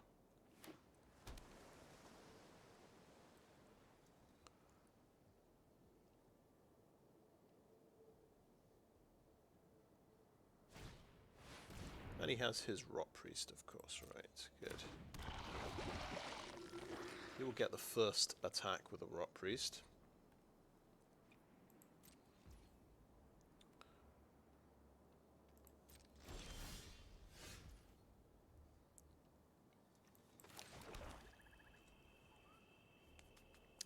Do I let it through and get 3 poison? Is the big question. Because I want to play my Rotpriest, but obviously I can't block when he can give it Death Touch. I think chump blocking with the Longlegs might be what we have to do. And we'll get in the air and give him 3 poison. So earlier when I was thinking which 2-drop to play, the Gladiator would have been a better choice, I think.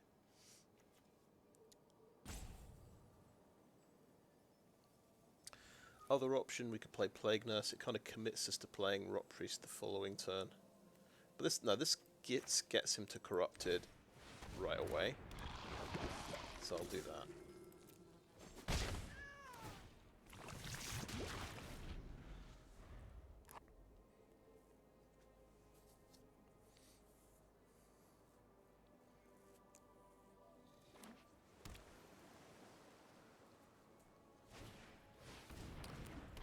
Headcleaver, cool. So he's not attacking.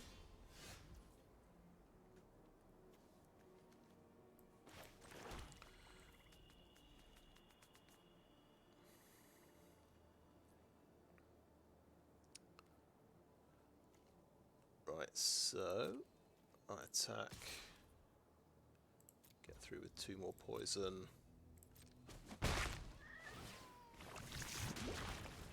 I think ideally here we want to hold up Death Touch mana.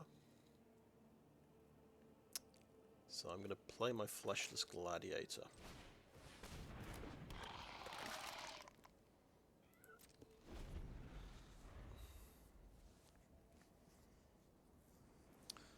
But it's only the Rotpriest that can actually get Death Touch.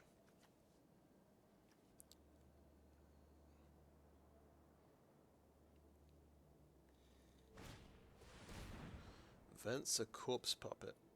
Okay. Lifelink, Toxic 1. When you proliferate, you make a 3/3. And target artifact creature. Choose one. You can give an artifact flying until end of turn. Cool. Well, he has no flying blocker yet.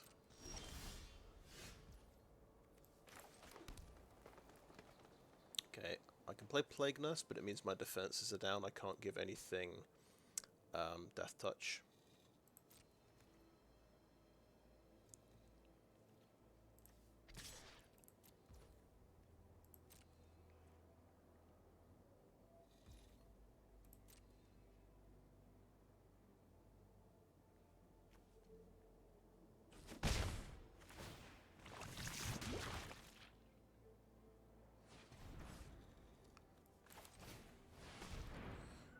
I'll pretend this forest is something impressive, like a Titanic Growth.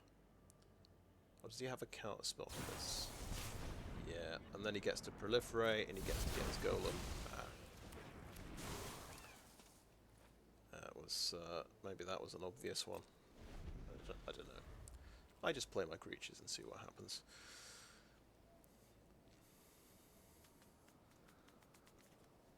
This has Toxic as well. So if he attacks with everything here, oh, he's going to steal that with Vat Emergence and proliferate.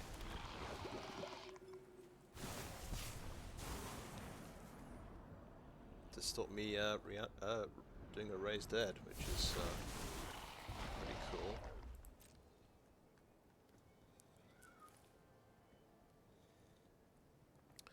Now, is he going to attack?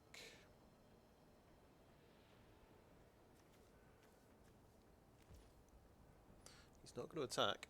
He's going to 9 poison, right? Because he's got no reach creatures, as far as I can tell.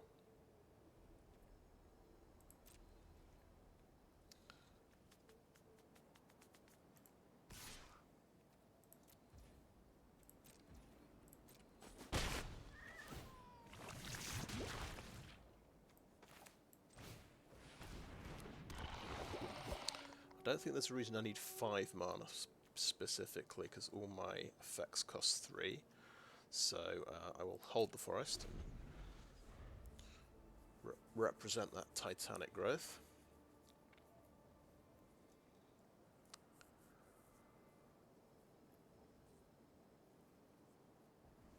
Does this golem have toxic? No.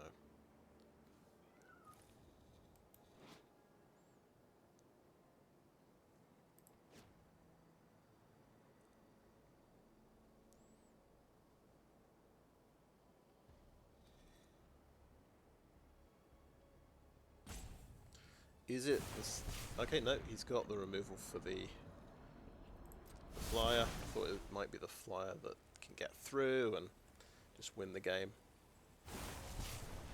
As often happens in Limited. We can bring it back with a Dross Spellbomb, of course. We don't have to spend 3 mana giving something Death Touch.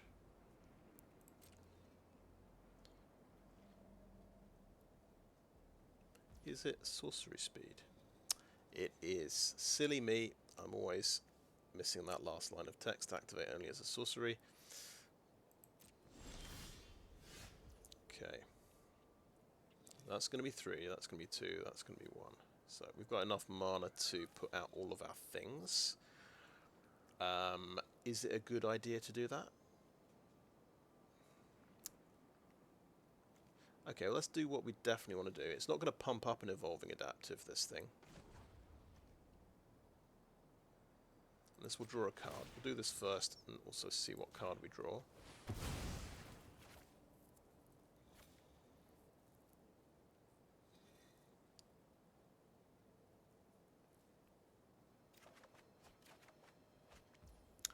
Ooh, Infectious Bite.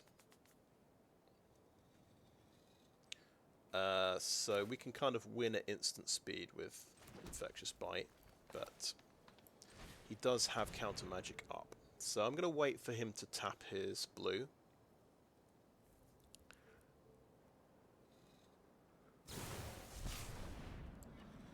Okay, Infectious Bite. Each opponent gets a poison counter.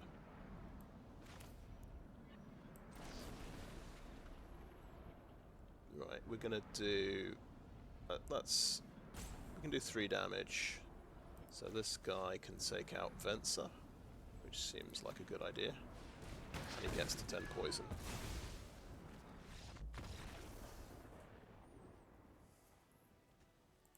Nice.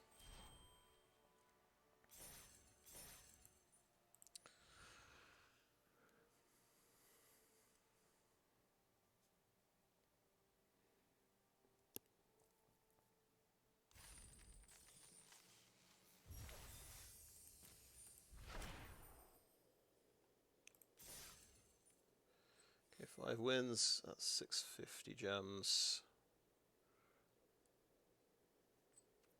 Actually pretty close to our target. 1 more win and I'd hit 3,800 gems.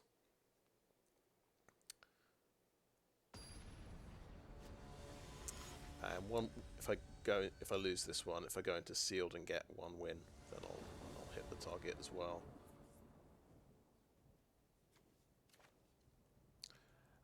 Right, let's keep this hand. This is good. Couple of 2-drops and a 3-drop. Perfect. And we top deck a Rotpriest. That's amazing.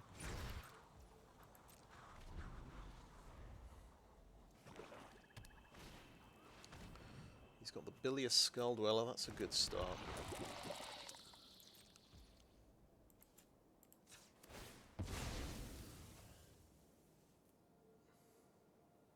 We want the forest, don't we?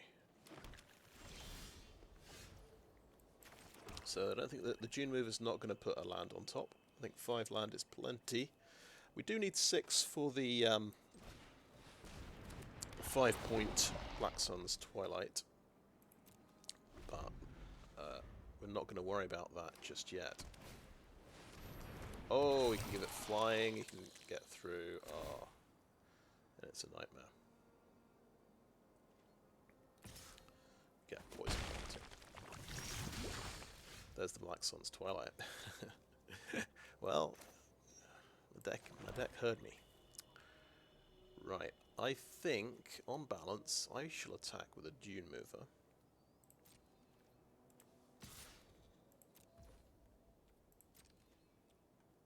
Do you want to trade your Atraxas thingy?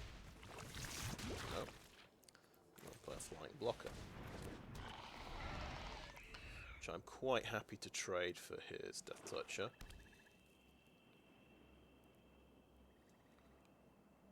I don't want to get to 3 poison.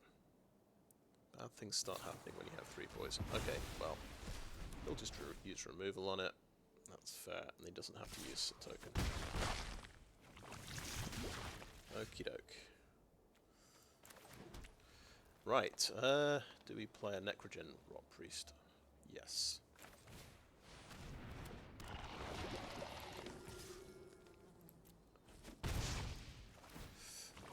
One little issue. He's still got a Death Toucher. I don't want to block. And that's going to get him to Corrupted. So his next Nightmare with Affliction can exile the Rotpriest. So maybe I shouldn't have attacked there. It was so tempting to get him to 3 poison, you see. He's not going to use it. I've got my 6th land, incidentally, so turn 6 is definitely going to be a 5-point Black Sun's Twilight. So he's not going to attack. Okay, he's going to stay defensive. He's a bit concerned about my possibilities. Right. Obviously, I don't want to attack with him. But I'll send in the Dune Mover.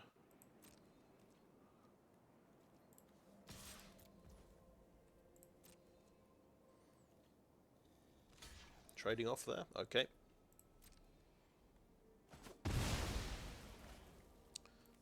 This guy. So I hope he plays a 5 toughness creature next turn. Okay, that's dead.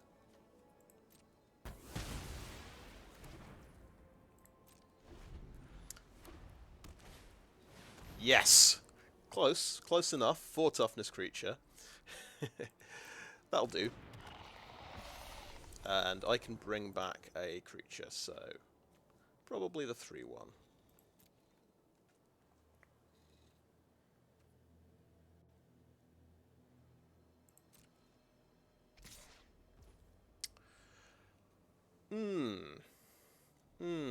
Okay. Yeah. We trade. Because then we can bring him back with Black Sun's Twilight. If I have not misread this card. X is 5 or more, right? This doesn't have hexproof or something. No. So we'll do that trade.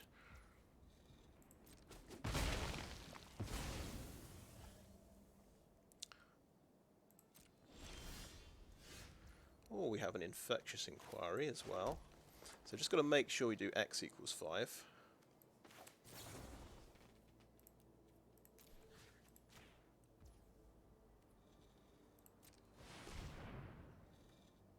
Rotpriest, please.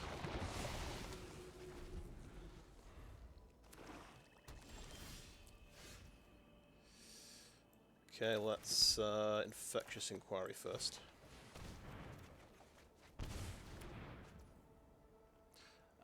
Let's see. I think no advantage to attack to playing creatures pre-combat. So we'll do that. I could go Evolving Adaptive. And yeah. I can't play all 3 of these, so I'm going to do that and the Stinging Hive Master and grow my Adaptive.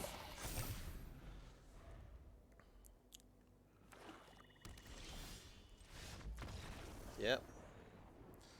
Well, Rotpriest and Black Sun's Twilight do it again. That gets me to gold. I think that gets me to my target for today.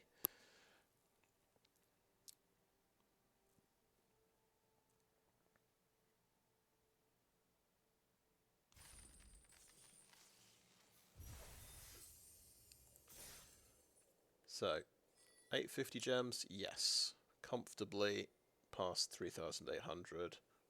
Very nice. And now we just see if we can make this a champion deck.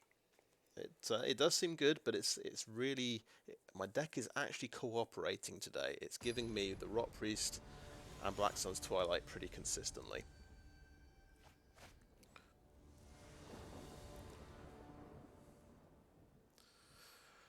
Okay, now we have a 2-lander to deal with, but we've got Rustvine Cultivator and we've got Dross Skullbomb. We can draw a card off in a pinch.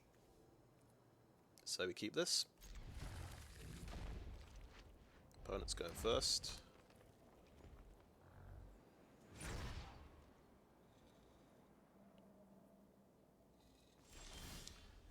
And we find a Dune Mover. That's very important, so that's a much cheaper way of getting a land. I mean, draw Skullbomb's 2 mana, but this gets a land and pressures the board. We'd rather use this for the Raised Dead as well.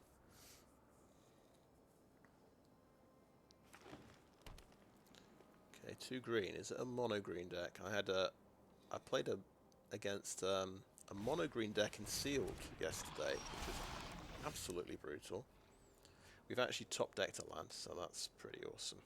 Okay, so let's. What do we want to do on turn 3? Maybe Vraska's fall. I think we want to Dune Mover now. Get it out of the way. Get that extra land now.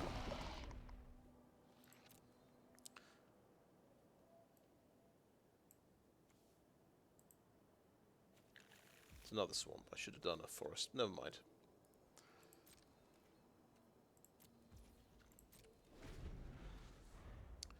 So he could blow up my artifact creature if he wants. I'm probably going to block this. Taxian Raptor. Big nasty creature.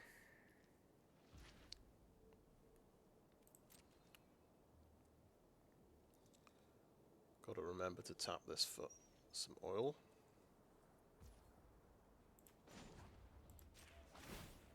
So we should have 4 mana available next turn. Oh yeah, we do have a forest in hand, yeah.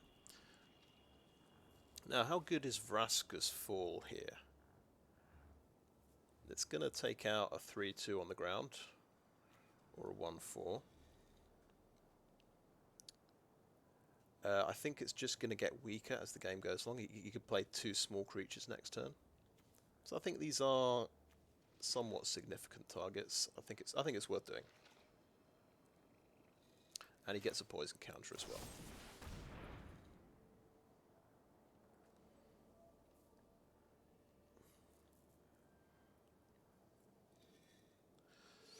And we can untap a land and play the Dross Skullbomb.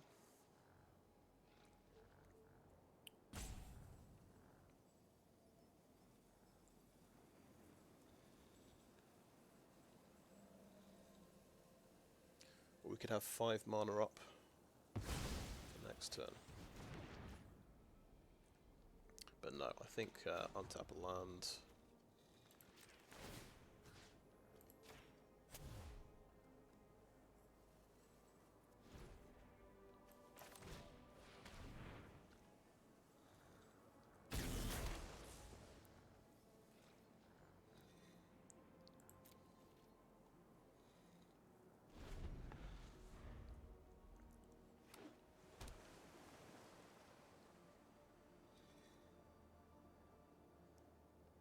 But this is a big roadblock for me.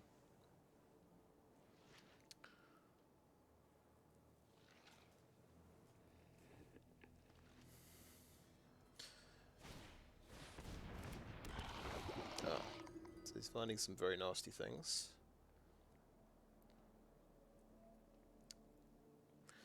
When I have 5 mana, I can take out a 4 toughness creature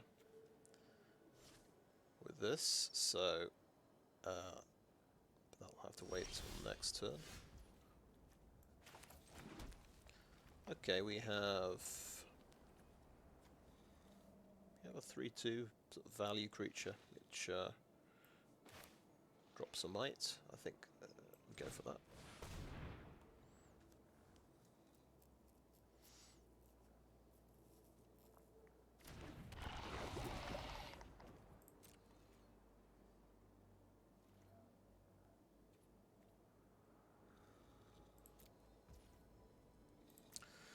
So I guess I've got a double block on the Plague Nurse.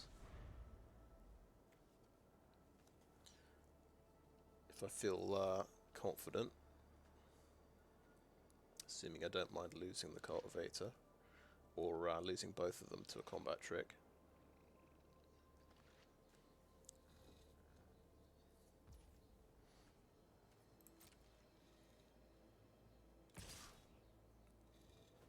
Okay, he's just going to chip in with that, okay.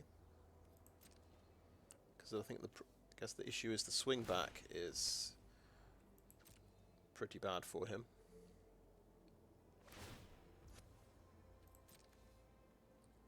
Yep, swing for 3. Swing for 4. If you like, okay. See, look, he's taken the last counter off, so he can't. There's nothing to proliferate on there. Not sure I agree with that, unless he's maybe not. So something is getting bounced and he's drawing a card. Usually doing that pre-combat to take out a blocker. I can't imagine he'd do it on this to refill the oil, but maybe he will. He is. That's exactly what he's doing. Okay, sure. Right, we've got to remember to tap this guy, make an oil counter. And go to my turn.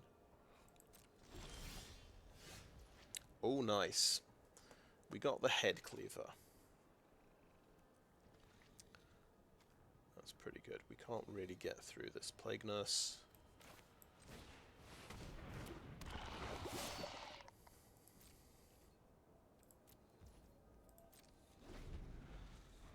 Effectively, we've got 5 mana. When we can get to, when we get another untapped mana, we can do the 5-point Twilight. The only thing is we have no creatures in the graveyard. So we'll probably do a big attack at some point.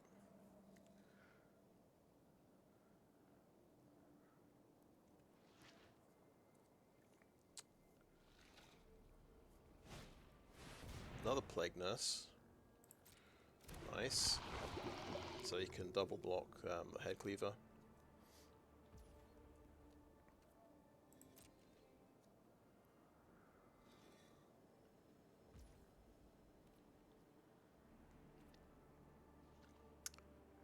Oh, don't forget. May as well put another oil counter on there. Untap land. This is good. Right, so the reasoning here is we attack with everything.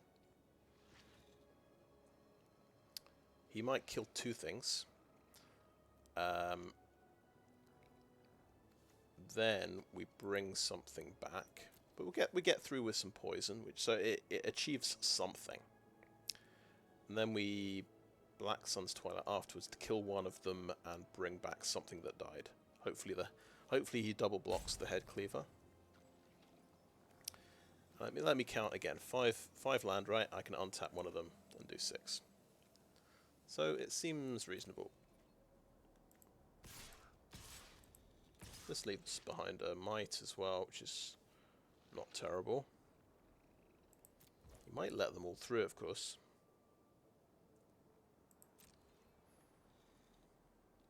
You might be very suspicious about what my plan is. Okay.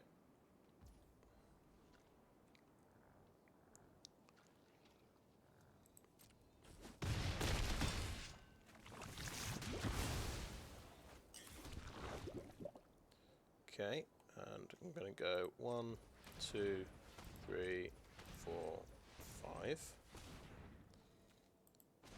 Untap a land. Don't accidentally put on an oil counter. 5-point Black Sun's Twilight. Pay it. Yeah. It's kind of a big one here. I'll do it on the wounded one, just to make sure. Get the Hive Master back.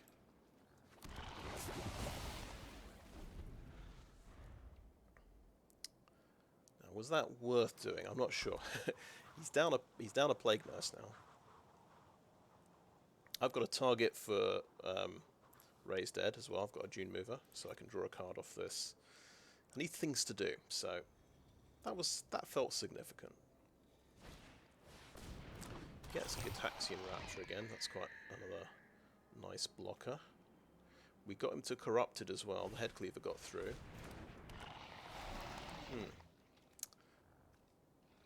Another one of those. Okay.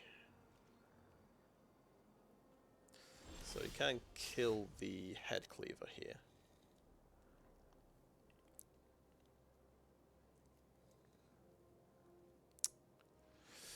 Okay, so I think the plan is Dune Mover. Let's get the new Dune Mover back.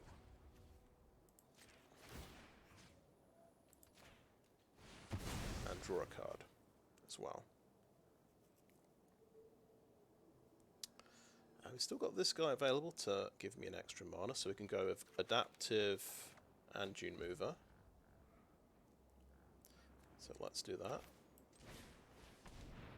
And then we can start building up a big creature.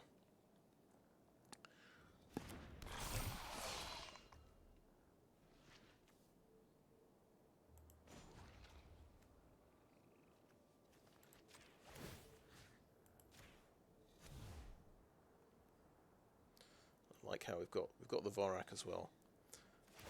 Couple of three power creatures.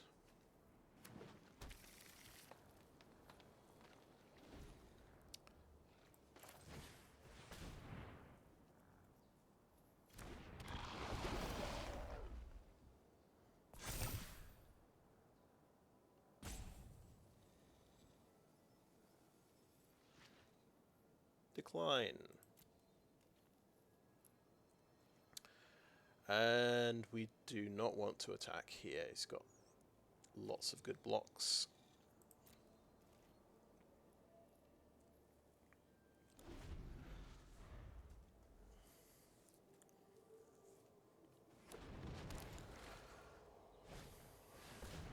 Okay, the Atlas. Okay, ramp card.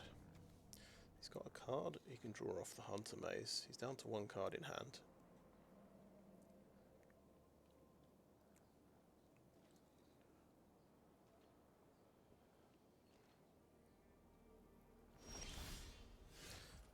One thing I'm missing in the deck is a big creature to pump this up to 4/4. I don't think I've got one. Do we want to do the Vorrac? Yeah. There's a chance we put something important on the bottom of the deck, but you know, we might get 4 cards closer to something important. You got to look at it that way.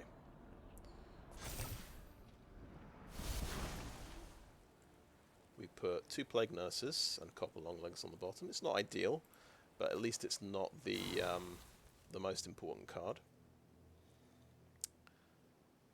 Okay, I'm going to keep building up.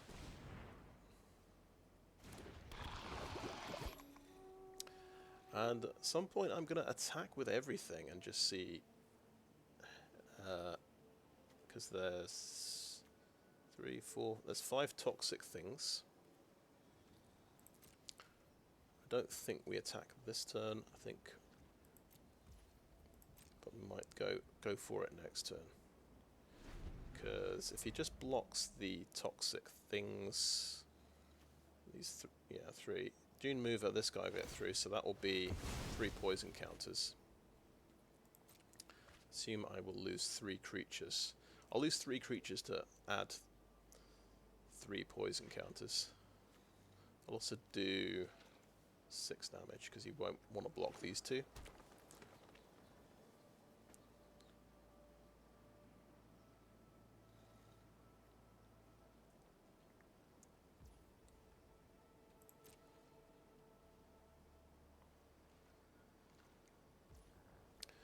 And let's get an oil counter on there.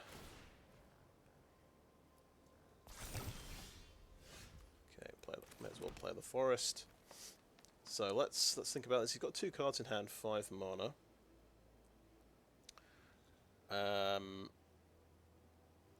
Right. So So the 3/4 could take out one of my 3/3 creatures. It could. I think he probably wants to kill the Hive Master. That would be my guess, because it's toxic as well. The 1/4 can just kill the Stalker. You can get a favourable block there, and then the 3/2, yeah, just blocks a Might. I think that's his best set of blocks to just stop my toxic plan. As I say, I get 3 poison through, but I also get through with 4, 10, 11 damage as well. So I'm going to say attack with everything here, and hope for the best.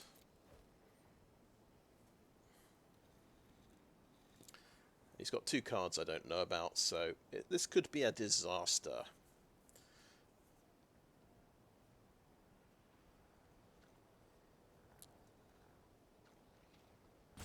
This guy actually can do double duty, right? He can block something scary and then sacrifice to blow up the Dune Mover because it's an artifact. So he might only get 2 poison, in other words. Yeah, that seems like the correct move. He's going to block the Dune. I was going to trade with the Dune Mover, it looks like.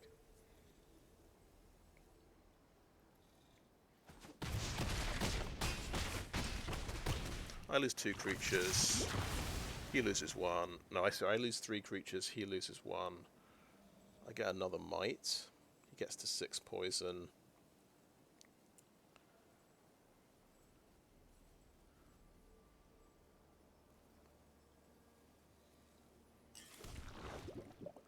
And it looks like 4 creatures get through next turn as well, unless he gets a blocker.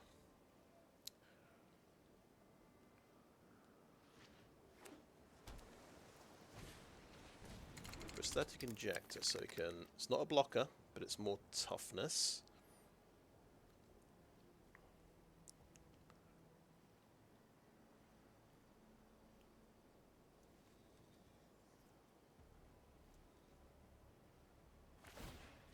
So these things here just are doing 4 poison on their own.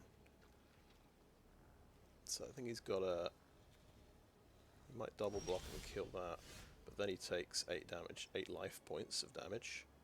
Okay, this is a good backup thing because that does a proliferate. I've got a bonus poison counter in my back pocket. So what if he blocks the 2 mites? He takes 8 damage. Good game.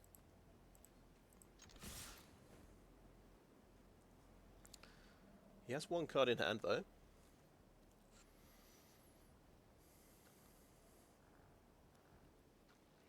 Blocks these 2, he takes 4 poison and dies. Blocks 1 might and 1 of these. He takes 4, 6. He takes 7 damage, goes to 9 poison, but I have this in hand, so. Yeah, he's got interesting. He's got to balance it out carefully to not die from poison and not die from going to 0 life.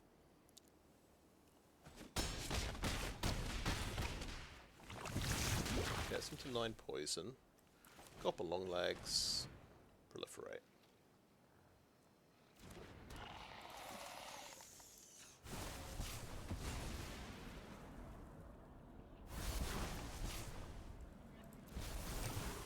Nice. That's a lovely way to finish, I think. I'm glad the Copper Longlegs got to get the killing blow in there. I had a feeling that Proliferate would come in handy at some point. Very nice. So 7 wins, 2 losses. I haven't had one of those for quite a while, actually. Go for the throw. How appropriate. So yeah, that gets you 950.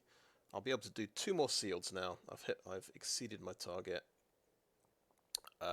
Let's have a look at the deck as well. Let's add it to decks just in case I didn't. So we opened Black Sun's Twilight, which is an absolutely awesome card. And every time we cast... And I think apart from, there was one occasion I had to do it for one, to take out a thrumming bird that was going to proliferate and give me my last poison counter. I still died. But yeah, every other time we've done it for 5 points, killed one of their creatures and brought something back. Sometimes killing an important creature, sometimes bringing back something important like Necrogen Rotpriest. I think in that one it was just, yeah, we took out a Plague Nurse and brought back a Stinging Hive Master, which was just okay. It was pretty decent. I had a previous draft with 4 Copper Longlegs. That might be going a little bit over the top, and I think it was it was more of an oil deck, that one. Maybe 2's about right to try, just as something extra to stop those cheeky little 2/1 flyers. This is sort of the answer to those, but maybe if you're playing too many of these, you're just losing to big creatures like, you know, Contagious Vorrac and things beating you up, and so on. So maybe 2's about the right number. 2 Branchblight Stalker, very aggressive, very vulnerable to removal, but that can sort of take advantage if your opponent has a slow start. Syphoner was fantastic. This basically won me one game. It's the classic limited small flyer. Your opponent has to find an answer to it or they lose. Especially when it was backed up with the Rotpriest, so it was basically doing 2 poison a turn. Gladiator had its moment. It was kind of helped me hold on by my fingernails to a game. It kept coming back every turn to block his 5/5 first strike. That was one of the games I lost, but still, this guy had his moment. Rustvine Cultivator was very good in that last game. That's helping me double spell a bit earlier. I get the 5-point Black Sun's Twilight a bit earlier as well. Yeah, Evolving Adaptive, we saw that a few times. I realised I probably don't have any 4-power creatures in the deck, so he's only going to get to 3/3, unless we Vat Emergence a 4-power creature from my opponent's graveyard.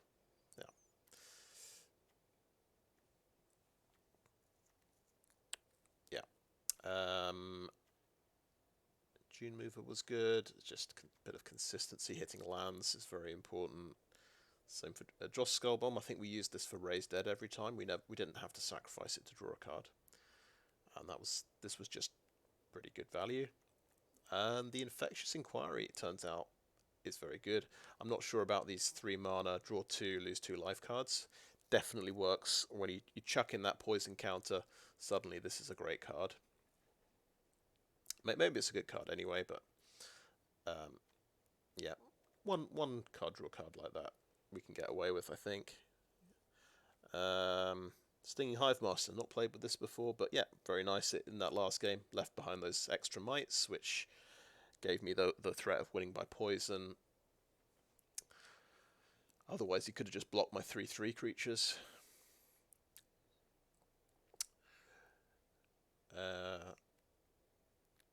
Headcleaver, of course, Toxic and Menace is pretty nice. Plague Nurse, we never actually used the ability on Plague Nurse. These things have got a target drawn on them, I think. They kind of get hit with a lot of removal.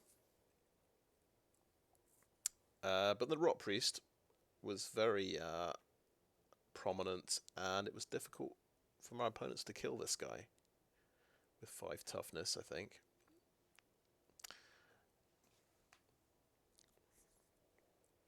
Vat Emergence, I think we used that once, and I don't regret it. I think it's a good sort of top-end card for 5 mana. You want something powerful, a couple of powerful things. We do have the Twilight. This is also very good, especially when I realised I can you can take a card from any graveyard, and so I got something much stronger than otherwise I would. So yeah, that was the deck. Yeah, pretty good mana curve there.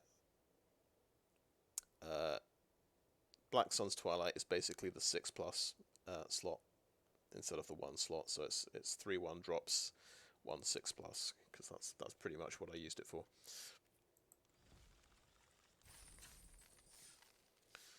Okay, I think we'll claim that prize now.